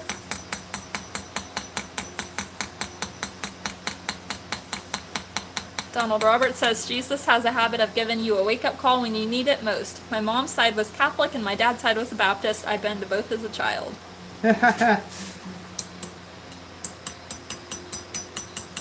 Yep. You might have came out just a wee bit confused, I bet. Both have a bit of a different spin. All have a different little spin on it, so, you know. I think a lot of it, something that I like to more or less profess is, I think what this world needs a lot of is what Jesus came here to do. And that was to take and build love and respect. To love God and to love thy neighbor as yourself. And I think if you can do that, and you can do that well, you're alright. You may not have all areas of your life pulled together, but if you did, you wouldn't be in need of any Savior whatsoever. So, I like to think no matter what you are, Catholic, Catholic, Christian, Protestant, whatever you want to name yourself as, non-denominational, as in I don't really know what I am, kind of thing. You know, whatever you want to be, whatever you want to name yourself, I think the main principle that comes down to it and gets away from the religiousness of it is that, you know, you are being a real human being. You're showing love. You're showing unwarranted love.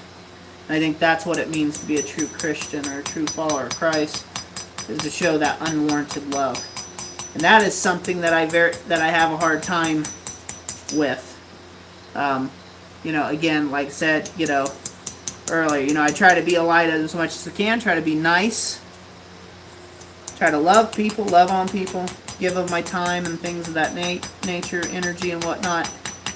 But ultimately, it does come down to my hard part is if you're not going to show me respect, it's very hard for me to show you respect. And so it takes a little bit out of me. And I'm still working on it. I'm a work in progress. So that's where I'm at on it. Every time I look at this thing, there's another circle. Another half circle somewhere.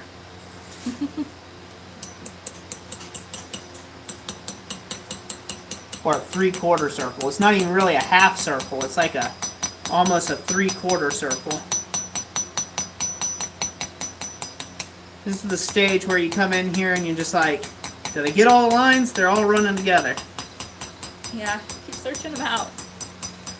Yeah, Sable Wolf says, Roy and or Jess, could you post a picture on the marks on the rebar Roy used for the tool making on Instagram? So I believe that's what he asked earlier.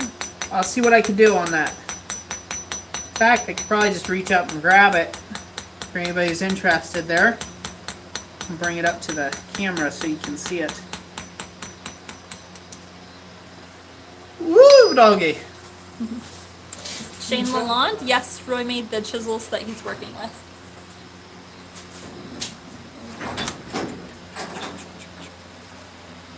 Another look at this. Okay, I've been told this isn't rebar either, that it's like some sort of tie bolt. I don't know if anybody can see that. So that's what they look like. It's just two dots right next side one another, and then there's like a double line here. I don't know if you can see that. Yeah. So, you know, all these are single, then there's a double line, and then again, there's a bit of a space, and then there's these two dots. I don't know if everybody can see that just fine. Yeah. But that's all the markings I've got on the bar. I don't know if it had any other nomenclature with it, but those are the markings, just two little dots right next side one another like that. And I was told that it was that type thing to look for in it.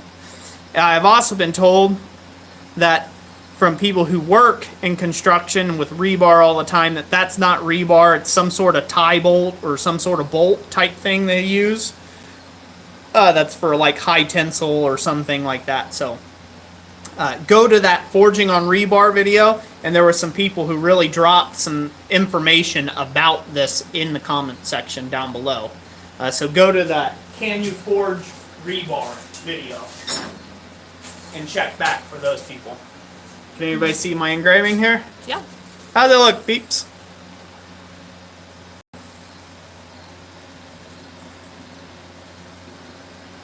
Looks really nice, hon.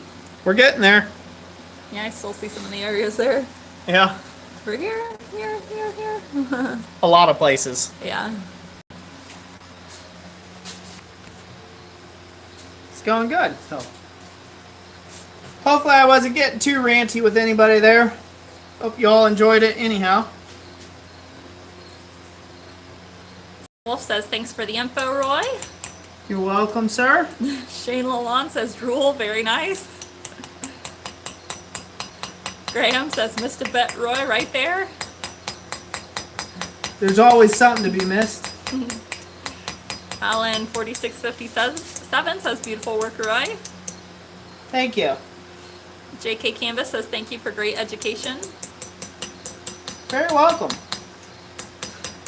Paul's Garage says, 10 out of 10 rant. It was a good one.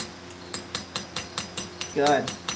By the way, I just wanted to mention out here too, if y'all haven't stopped by James at County Line Forge, his channel, he's doing a lot of good work over there.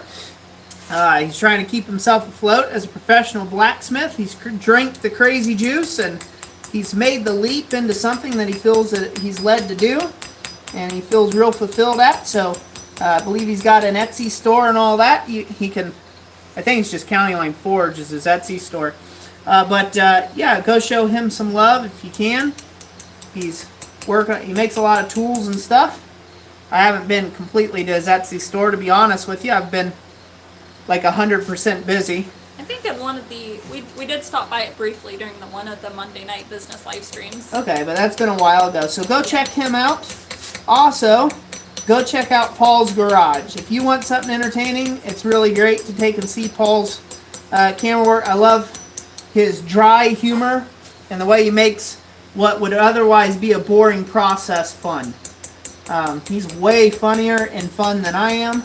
So definitely go check out Paul's Garage there. He's in the chat tonight. He is definitely worth the watch. And consider subscribing. You won't be, to both those guys, you will not be disappointed if you haven't subscribed to them already. I like to shout them out just because, like I said, they're doing a good job. Doing a good job of it.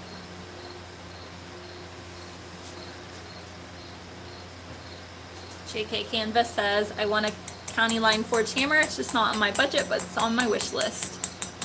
It's alright. Michael Beelan says, looks great. Alex Steele is also doing some engraving. Yeah, he's doing quite the job of it. See, he's doing stuff kind of proper. He's using a proper engraver, something that, you know, that you could probably buy commercially with carbide. Hopefully my arm's not getting in the way. I'm trying to keep my arm out of the way. He's doing kind of like the proper engraving type thing. And inlay too. And I enjoy seeing that. I enjoy seeing that. He makes me want to do better at my own work here. Again, I'm working with homemade stuff, homemade gravers and things, which there's nothing wrong with that. Curiosity Forge says, Alec made all of his own engravers. Yeah, but they're commercially bought tool material though for the gravers. Oh, gotcha. And it's usually the holder is, I don't know if he made the holder or not. Well, what I'm saying is it's like a commercial type engraver. What I'm using here is kind of more of an ancient way of making an engraver. More of an ancient way. The way that he's done, he's got a nice handle and some other things, and there's a little different posturing that you're using and vise and stuff. But again, he's doing a great job with that. In fact, I was kind of waiting. I've got some videos, so it'll be funny. As I'm sure I always get this at some point in time. I've got some videos on people on doing some engraving coming out here soon. And I'm just waiting for the comment. It always comes in. Like, why are you doing videos? You're copycatting Alex Steele. Why are you doing videos on engraving? I guarantee you I'll get a video. I'll get somebody who'll say something about that. It's going to happen. Don't fight it. It's going to happen. So, but, you know, again, yeah, I've been engraving now for over a year. Well, just about a year, so it's not really a new thing for me. But again, I wish I was doing a little more practice because he's, you know, for what Alex Steele's done, he's doing a stellar job, man. He's doing a stellar job for very little actual practice time at engraving.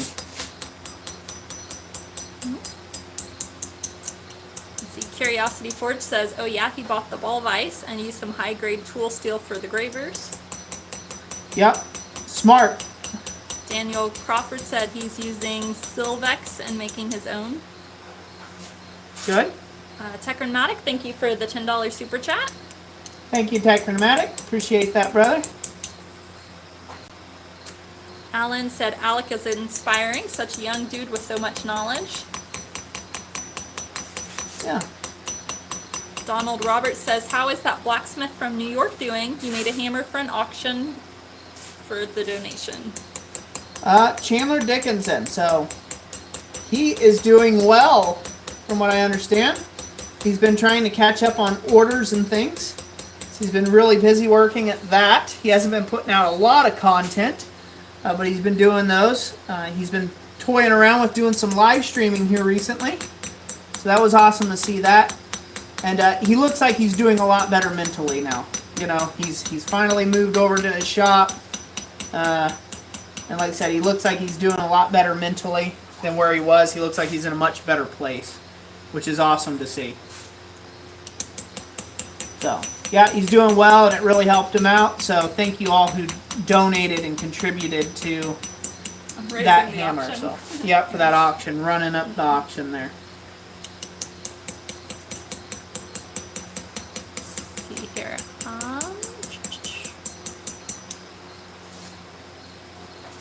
Oh, Dustin Dixon says, one day, Roy, I will have the money for you to make me a Stormbreaker from Avengers. Get the money together, I'll make it. Briar Tune says, sees Alex Steele engrave sword. Oh yeah, I could do that. Sees Roy do it in real time? Maybe not. Yeah.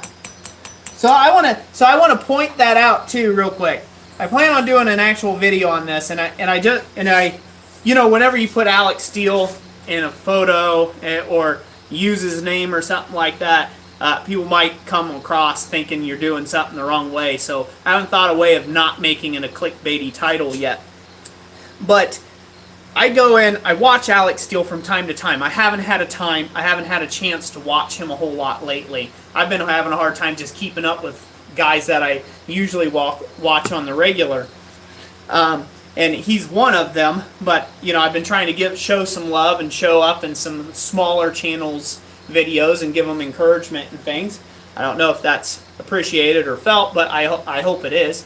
But one of the things that I notice in a lot of his videos, you get a lot of people kind of going crybaby Jones on him about the length of his video, or oh, it's just going to be another 15-part series or this or that. And I would like to see them make what he's making in 15 short videos or less. I'd like to see them make it in 3 videos or less, in the amount of time that's in here. This other side that's finished, 6 hours solid standing in one spot. You want to watch a guy do that for 6 hours? I don't know, maybe that tickles your fancy. Then people will be complaining that the video length's too long. So give the kid a break. He's trying to take and practice masterful craftsmanship. Give the kid a break, man. He deserves a round of applause is what he deserves. Not a bunch of people in his comment section making fun of him that he's going to have another 15-minute long video. Or he's going to have another, 20-part series on something. If you're going to chastise a man about his work, I want to see you do it. So that's a little short mini rant there. I am by no means, I'm not like an Alex Steele fanboy or anything weird like that or something. I am just from one craftsman to another that knows how much time there is in this. You got to be appreciative of his time that he's taking to try to learn and experience things with you on YouTube. And if that takes 100 parts, it's better than him showing no parts of his life or his work with you. Well, yeah. I mean, some of those projects, I imagine they take him weeks, and if you condense that all to one video, that's like 2 weeks worth of time for one video. Yep. Paul's Garage says, competitive standing in one spot actually sounds like a new sport that I could actually get involved in.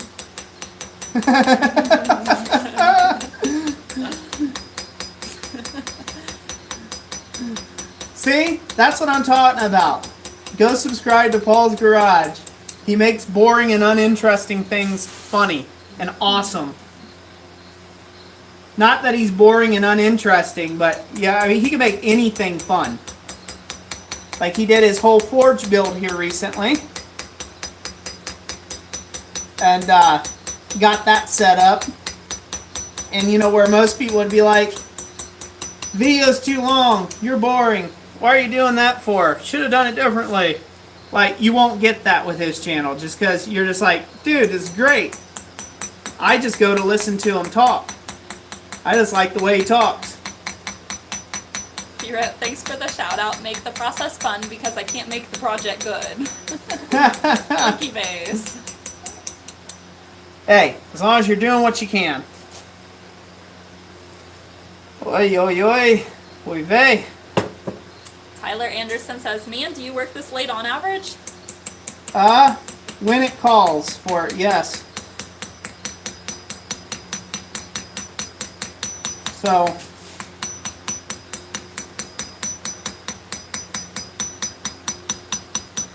right now I need somebody to tell me how I'll never be a real blacksmith in the comment section somewhere. Oh yeah. Because that's about when you get those negative responses that come back from Roy, is when it's like 10:15 at night and I'm still working, and then somebody comes in and tells you that, you know, you suck, basically. Those are the times that you shut the notifications off on the phone. I'm learning. I'm learning to do it better. Make sure I got everything here. It's like an Easter egg hunt. Yeah. Bring them in here, hon. Let's show them. I'll let you go so you can get a hold of kids and stuff. It is past their bedtime. So. There we go. It worked. Yeah. It's reconnecting. Okay. There's 12 of you still here. Hello, hello. Hopefully somebody's still there and they still enjoy what I'm doing here. Curiosity Forge. Oh, False Garage Bingo. Hello. Is this like Marco Polo? Marco. You guys know what to say. You guys know what to say if you're still here. They say, I think it's working. Alright, cool. Okay, so what we're doing. So we just got this done. I basically have went around. I got one pass on it. I'll lay in the second pass tomorrow. I got a pretty deep pass on it this around. At the time that I started on it, everything else, we're all engraving tomorrow on just this one side to get it up to snuff. But I'm going to show you guys how we darken it out to see where our thick and thin lines are. We're going to use a magic marker. So don't move it too much. Okay. Let's leave it there. So we're going to just use a magic marker and we're going to trace our lines here. And we need to make sure that we get the ink down into the grooves to hide any sort of shiny spots. We want to darken this out. We want to shade it. Now's the time to do it. Make sure you get it really in there, get it really good and soaked. Starting with a marker that you don't like is a good idea because it's going to be ruined after rubbing it over the engraving. You could also, consequently, if you didn't want to do it with a marker, you could rub this down with a wax of some kind. Just like a light paste wax or something. Something to dullin out the background. And then when you sand off the highs, it'll leave that paste wax down in the grooves and stick a little sand to it. A little bit of that sandpaper grit in the grooves, if it's a fine enough grit sandpaper, and that'll show you what you got. So I don't know if everybody can see this. Everybody commenting? Yep, we're commenting. We're live? We Okay, got cool. 27. Any questions? Hi, Mike G. Let's see, Tommy Wright. Just thanks for letting me know where to find Mr. Coffee's link. We'll check him out. Awesome. Yep. Okay. So now we've got it shaded. Now what we're going to do is I'm taking some 240 grit hand sandpaper and I'm going lengthwise with the hammer. I'm going to sand off all the highs until basically the marker no longer exists. You use that as an example. When the marker no longer exists, you know that you're down nice and even, and you basically took off it evenly all the way across, if that makes sense. So now what you're going to notice is you're going to find all your thick and thin lines. See? Watch it. So now you're going to start finding all your thick and thin lines. So if we start looking here, we start seeing where it's thick here, but it's less thick. It's really thin through here, right? Now all you do is you come back and you just deepen those lines and you repeat. You can see in here I got some thin lines around here, and I got some thicker rings, see? Mm-hmm. And that's how you adjust your engraving. So, you know, I'll go around it once, work on all the little lines that I can find, and then I'll come back in and I'll just repaint over this and sand it one more time. And you want it to where they all look fairly even, where they're all the same even thickness if you can. Now, how close you get to them being perfect is up to you. You can spend as much time as you like on this. I don't have that much time, so I will settle for a little bit of hand variance in it because I am doing it with just a hammer and little chisel after all. So I'm going to settle for a little bit of hand variance in it, but that's how you figure out where your thick and thin lines are on the piece that you just engraved. Because when you're looking at all the bright cut lines, it's very hard to tell what's thick, what's thin. Yeah. It's very hard to tell. And one of the ways that you can really, the reason why, the deeper it is, the deeper the cut is, the thicker the line will be. Mm-hmm. And so you want to be careful not to gouge in too deep, because then you got to make all the lines match your deepest point. So you can end up keep going over this thing again and again and again. Mm-hmm. So taking some practice and some care with your cut angle is kind of important. Mm-hmm. Like really important. Yeah. But this is, you know, I guess what you would consider a fairly simple engraving. They get more complex than this, where you can get back here and shade out the background and different things like that. Stimpling, you've seen Alex Steele do that. That's what that is. It's a stimpling kind of effect. Mm-hmm. Yep. Daniel Crawford says, you and Alec are teachers of the trade in a different way. I watch a bunch of tradesmen and learn from y'all. Y'all are great. Glad you're learning a lot there. You're exactly right. We are teachers of the trade, but just in a different way. He's more of a visual teacher, just kind of like watch him work, and you can learn as he goes kind of thing. I'm more of a, I'm going to explain it to you until I'm blue in the face type guy. So, I'm going to show here real quick. I'm going to adjust this little thin line. Thin line. I want you to see the difference after I'm done cutting it. So this line right here is the one I'm working on. Can everybody see that? Yes. Okay? So that's the one I'm working on. So I'm going to spin it around here. And the great part about this 30-pound hammer is I don't have to have it in an engraving vise. It doesn't move. It doesn't move.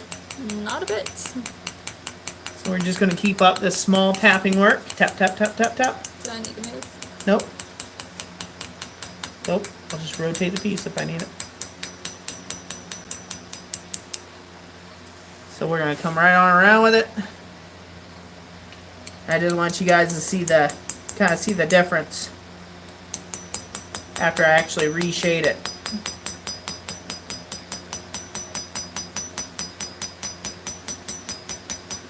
On a circle or on a radius, you always want to be keeping the tail end of your chisel moving. Always be moving to the outside of that radius as you go along.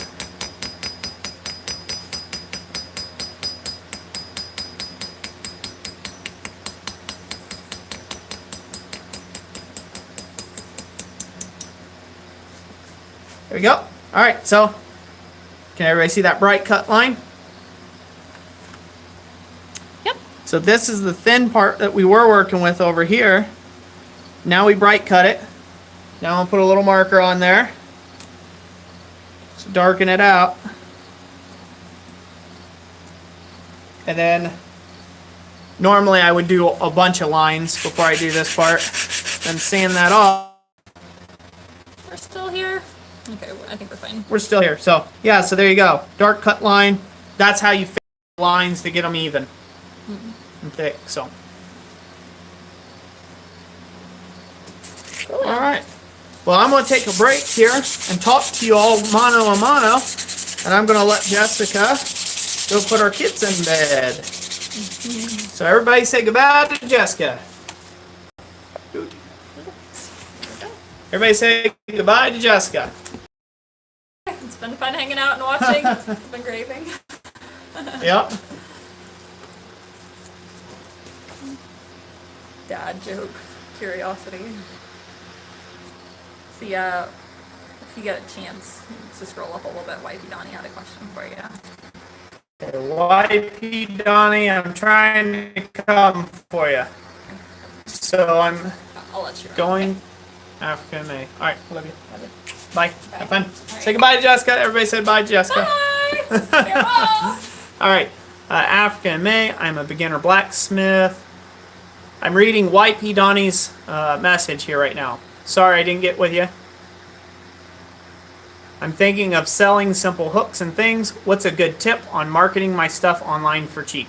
First of all, first tip, don't market YP Donnie your stuff online for cheap.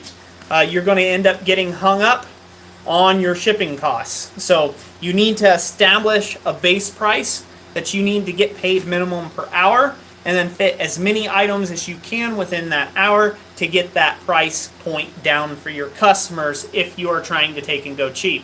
You can't do it in the aspect of, oh, I want it to be as cheap as possible for somebody, and go that route and say, oh, I'm going to make it just as cheap as I humanly possible for this person, and then find out the shipping is more than the cost of the item, and you get taxed fees on top of that. So, again, figure out what you need, then set your price, and then add your, then add on top your shipping price, if you will. Hopefully everybody's still here. We're still in the stream. I think you all are on a little bit of a delay. I think we're a bit lagged here. I think the stream's lagging a bit. But I still see your comments there, YP Donnie. Oh. Yep, John Tompkins, refresh your stream. Like we had to. So there we are. So, what did everybody think? We have 20 people, 45 likes, so that's pretty good. I know this is a long stream, but it's kind of life. It's what I do. So, what did you all think about that so far? So far, so good. Everybody enjoying it? Hopefully, everybody is. JK Canva says, I'm still here. Okay, good. Well, I enjoyed the stream nonetheless. I just enjoyed hanging out with you all. I was going to do it with or without Jessica here. I was just going to hang out with people and see how you all were doing. And but yeah, that's basically it. I mean, it's quite a project, quite an undertaking to go. I'll pick this up here. So again, you guys can see that's the side we were working on tonight. That's the side that's finished. And it's going to take a lot more work as we go here. Yeah, you all are very welcome. I'm glad you all have liked it, the kind words about the work. So, and thank you all for all the thumbs up, and thank you everybody who's donated in super chats too. That was unexpected for a Wednesday stream. I was just happy somebody showed up for the stream to talk with me. So, but yeah, I'm going to do my best to try to keep this as going along. Some other people had asked, a lot of people had asked, when am I going to get back to the 8-pound hammer, the wrought iron hammer? I will be doing that. I'll be planning on shooting a video of that. It's going to be later part of September, maybe early October type time frame. Also, I got another thing coming up here soon. I actually have a PBS artist spotlight coming to the shop that'll be in the early part of September here, so I'll actually have PBS, Public Broadcasting Service or something like that, showing up to take and do an artist spotlight on me for my winning of the Ohio Heritage Fellowship Award. I won that last year ago. They're just finally getting around to doing the video on it. I got a pretty sizable check and for my contributions to the blacksmithing community for teaching and stuff. So that was pretty cool. Yeah, Anthony Chase. Yep. The streams are awesome. A lot of great comments, a lot of great guys talking, and you can chat people up and stuff and hang out. It's just like I said, it's like a big family. We all get to hang out. And if it's not at my stream, it's at James. If it's not at County Line Forges, if it's not at his, it might be at Paul's Garage, or it might be over at Tim at Big Dog Forges. You know, the internet's a wonderful thing when used correctly. You know, it's a great way of connecting blacksmiths that otherwise wouldn't just hang out together from all over the world, all over the country, that's just amazing. I love the way that works out, you know, and I love that type of aspect, that community aspect. But yeah, so PBS will be here, and so I'll have like a 2-day shoot with them, a 2-day video shoot, and my plan is when they have it all together and they actually have the video kind of released, I'm gonna see about letting everybody know where you can find that video. And I'm sure they'll do it probably at some point. They'll put a clip of it on YouTube at some point, and I'll make sure to point people in that direction when they actually have something like that. Coffee's Orange. I will always remember piercing your arm with a piece of steel when I see that sled. Yeah, you can say you were the only guy to injure Roy. Silliness. So yeah, so those are some of the big things. I will get back to the wrought iron hammer. I really want to get that done. It's going to be my own hammer, so I can't wait to take and do that. And it's going to be a good thing. JK Canvas, thank you for being here. You have a blessed evening as well. And I'm glad to take and call you a friend as well. And I'm glad to mentor you, JK Canvas. Thank you for being here as well. So I'm glad everybody. I'm thankful for every subscriber we get. You know, Graham Pepper, you know, Sable Wolf, all you guys, Granddad's Forge. There's everybody who's in the streams, everybody who comes and comments on the daily.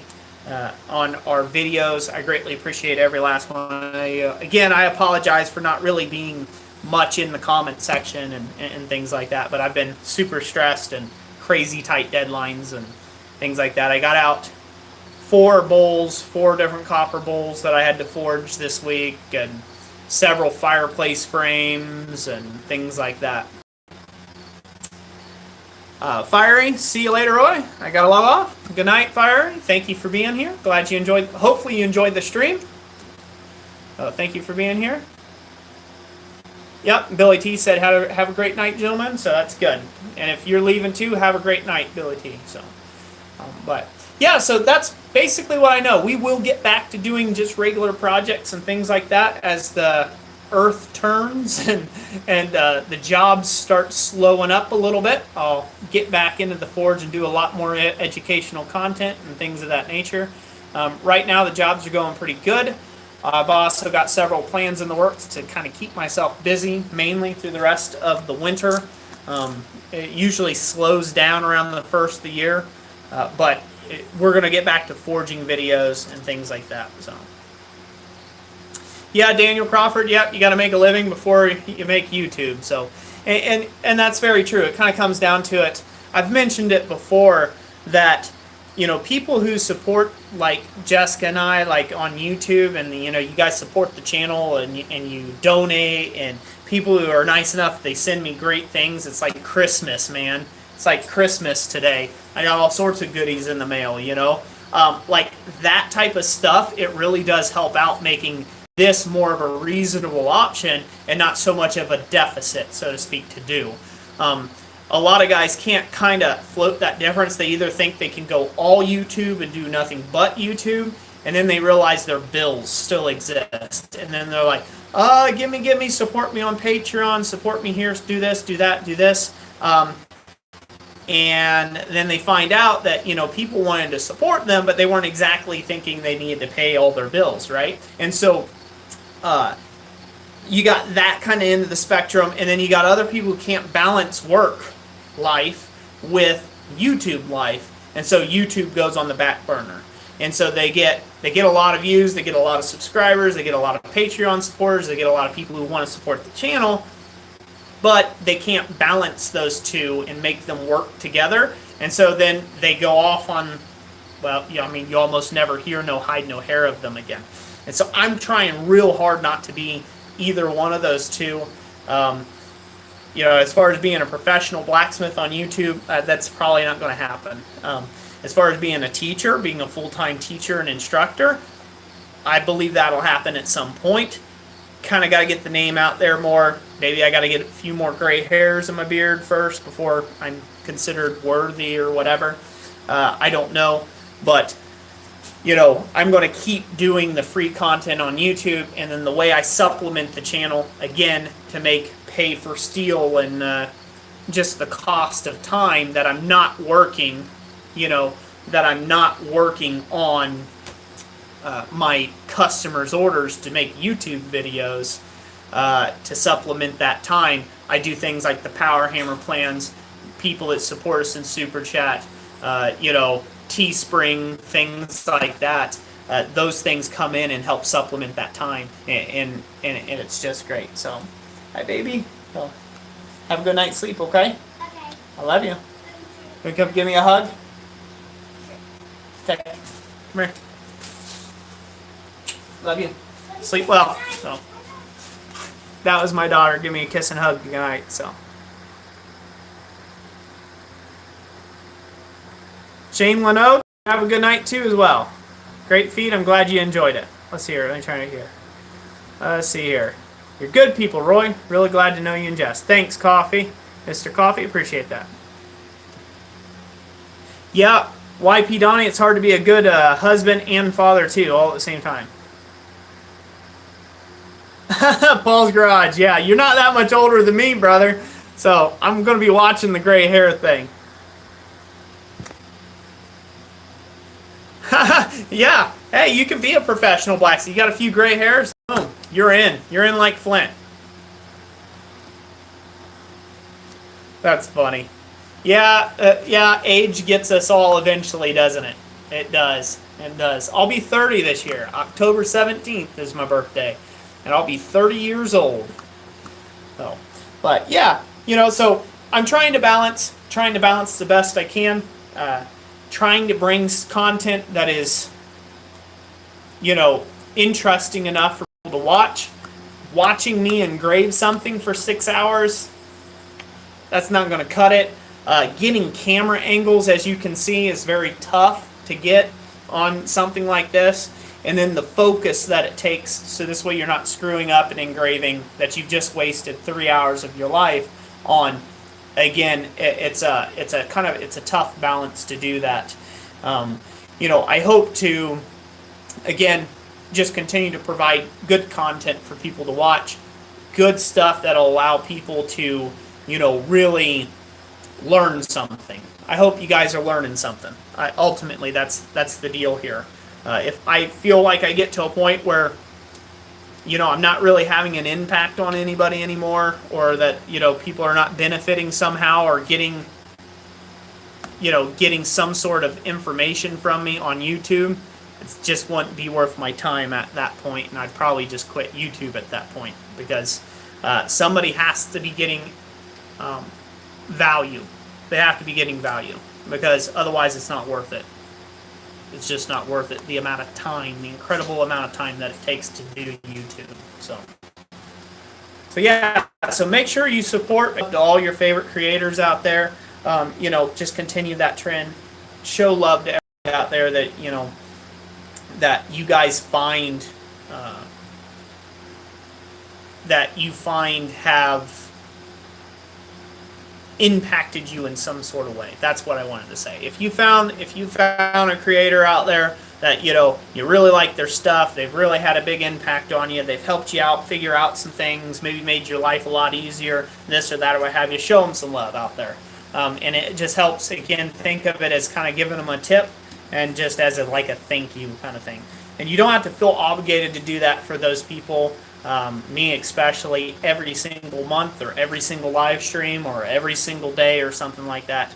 That can get too excessive, and then you're not taking care of your own needs. So, you know, again, support those that are putting out good content that you find interesting, and then those that aren't, you know, don't. I got a video coming up where I said basically just that.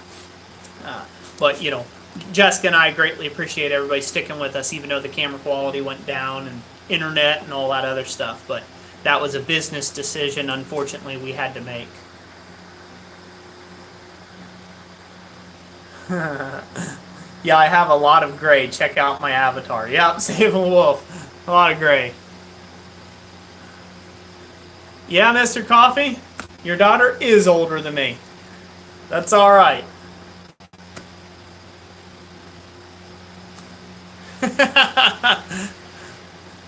Yeah, I don't know. You have to ask Jessica. I don't know how you upload. I think you have to upload a picture to change your avatar there. So, at first I thought it was Avatar that you wrote there. But anyways, this has been awesome. Can't think of anything else I wanted to show you guys. I've got some other videos that'll be coming up here soon. What's this here? Underwear. It's older than that. Tommy Wright, that's funny. I don't want to know about your underwear, brother. 30-year-old man panties there. Don't want that. So yeah, so I've got some great videos that I'll be squeezing in here because I've got some time for them coming up with some other jobs. Like one, I'm going to be doing some really small scroll work for this little, I don't know if I can show it to you. No, I can't show it to you. It is basically a statue. It's like the Statue of Justice kind of thing. It's like Lady Justice type thing. And she's holding scales. And so basically I have to make the scales and they have to function. And so I'm going to have some really small little decorative work, kind of detailed work to take and do. And so I plan on trying to put a little film on that. I also plan on doing a couple more little films around the 30-pound hammer, putting the hammer handle in, things like that. I'll see how I can go about that. If I don't get the time for it, I'll just put some pictures up on Instagram, and I'll try to take those same pictures and share them in the community section of YouTube so you guys can check them out there. And what else? Yeah, we're going to get back. I've got some door handles that I'm making that I want to show people. I'm going to add those to my store. I've got a whole new product line that I'm coming out and releasing, so I might do some day in the life of a blacksmith, things like that. Somebody said they wanted to take and see a documentary style thing, kind of like starting to finish of a customer's order, from the concept to completion type deal. That would be a really cool concept. I might do something like that as well. Have you talked, John Tompkins, have I talked about my current instructing skill if I have one? I do not have a current instructor schedule because no one has hired me to instruct at their school or location yet. I have a few feelers out there. There's a few people that I have got to get back with, and I've got to call them and the range and tell them what's up and things like that. And then several craft schools across the country, basically folk schools, teaching places for blacksmithing, I've put in applications for, so I'll have to see where that goes. That will be in 2019 or 2020, most likely. So that's what we're looking at. It's going to be 2019 or 2020, somewhere in there, before I have a full class schedule where I'm doing something completely around circuit for the year. It's pretty awesome. Brings more reason to take and get into, again, selling teaching tapes and DVDs and courses and things like that that you guys can have. So let's see here. How do you get your videos to upload? I tried to upload an 18-minute video was up to 6 hours only, 10% uploaded. That is most likely your internet speed. Go to your local library, Mr. Coffee, and upload them there. Your upload speed will go up drastically. And I think you said 18-minute video, you should expect about double that. So 18 minutes is going to turn into 36 minutes for upload time. Should not be 6 hours. We upload through a tethering connection, and an 18-minute video, again, is about 36 to 40 minutes to upload an 18-minute video. Thank you, YP Donnie. I appreciate that. Yeah, I'm trying to go the instructor route the best I can. That's where my heart lies. I like teaching. I like teaching people. I like seeing that fire and that spark get ignited in people. And it's easier on the joints. I'm still going to do the art. Still going to do the art side of things. I'll probably do that always, but it'll be nice not to have to put out 2,000 pieces a year to make a living.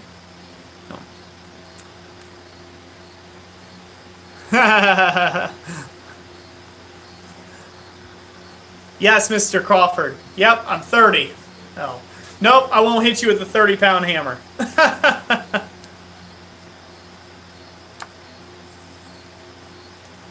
Yep, Coffee's Forge. My best advice to you is go to your local library.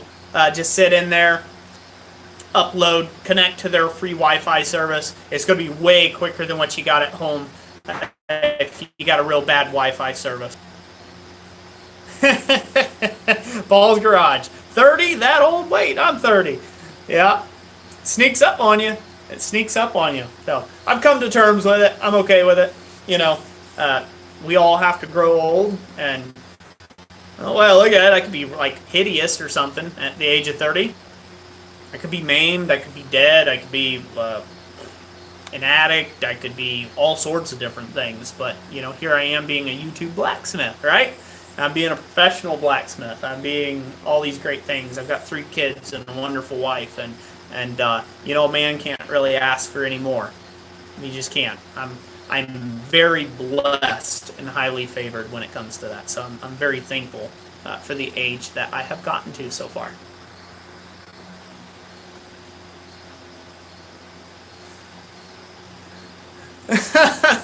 Paul's Garage. You thought for sure you're 20, then your ankles start hurting. Ah, that's funny. Yeah, YP Donnie, 40 snuck up on you this summer. Yeah, it does. It does. It's hard to believe I'm 30. I don't feel like I'm 30. Sometimes I feel older than 30. And a lot of times I'm like, I'm still a young man. I'm a spring chicken. And I'm like, oh, wait, I'm 30. I'm getting old.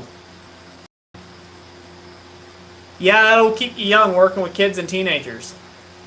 Oh, yeah, Grandpa, living the dream, Roy.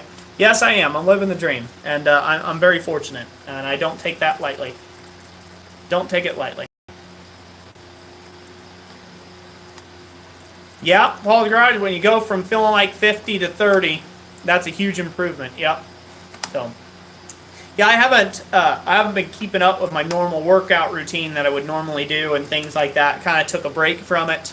I took a break from it for a while. Kind of got off put. Basically, I cracked a rib. Actually, I think I broke a rib in competition with my brother to do a muscle up. And if anybody who doesn't know what that is, instead of just doing a pull up, you push above the bar like that. And so my younger brother, he kind of halfway did one, and then so, you know, he was kind of challenging me, and I was like, I'll do that. I can do it better than you. No warm up, no anything, no practice. Basically went up and got up, and I landed on my rib cage and cracked a rib. And that was a little over a year ago, about a year ago, maybe about a year ago now that it was. And it took a while for that rib to heal up. So I kind of stopped running. I was running about 4 miles every day and doing quite a bit of calisthenics and stuff. And so I had to kind of take a break on that for a short while, but I'm going to get back into that this winter.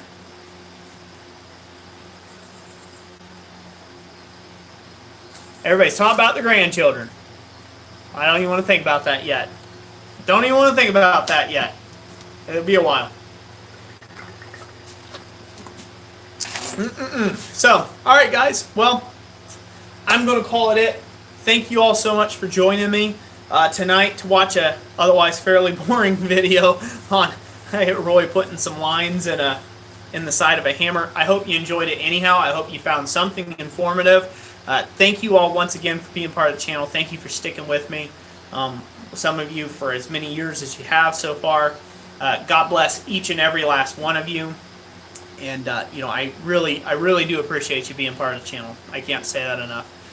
It blesses Jessica and I every day more than you know. And for all of those that have sent us prayer requests and things like that, we are praying for you. And you know, you are on our hearts and minds every morning and every evening, and we thank you all for that and sharing with us. YP Donnie, you're very welcome for all the questions answered. Thank you for being a part of the stream and being part of the channel. Remember to hit that like button on the way out. Everybody tells you to do that. It's because it helps us. It helps YouTube creators out. Remember to share the videos around. If you like a video of mine or you found it helpful, share it in some of the groups out there, different blacksmithing groups and things. That does help with views and things like that, and popularity, if you will. Allows us to, you know, get more reach and things like that. So we greatly appreciate everyone that does that on a regular basis as well. Again, thank you to all the super chatters. Make sure everybody give them a good hand clap again. And I just can't say how much I appreciate y'all. I really do. I really do. And so before I sob on too much, I'm going to go get packed up for the evening. I've got a few more little things I need to do in the shop tonight and get prepared for tomorrow morning's work. So without further ado, thank you all for hanging out on Wednesday night with me, making an otherwise boring job less boring for me. So anyways, goodbye everybody. God bless you. And you guys have a great week. We'll see you Friday evening at 7 p.m. Eastern Standard Time. Good night, everyone.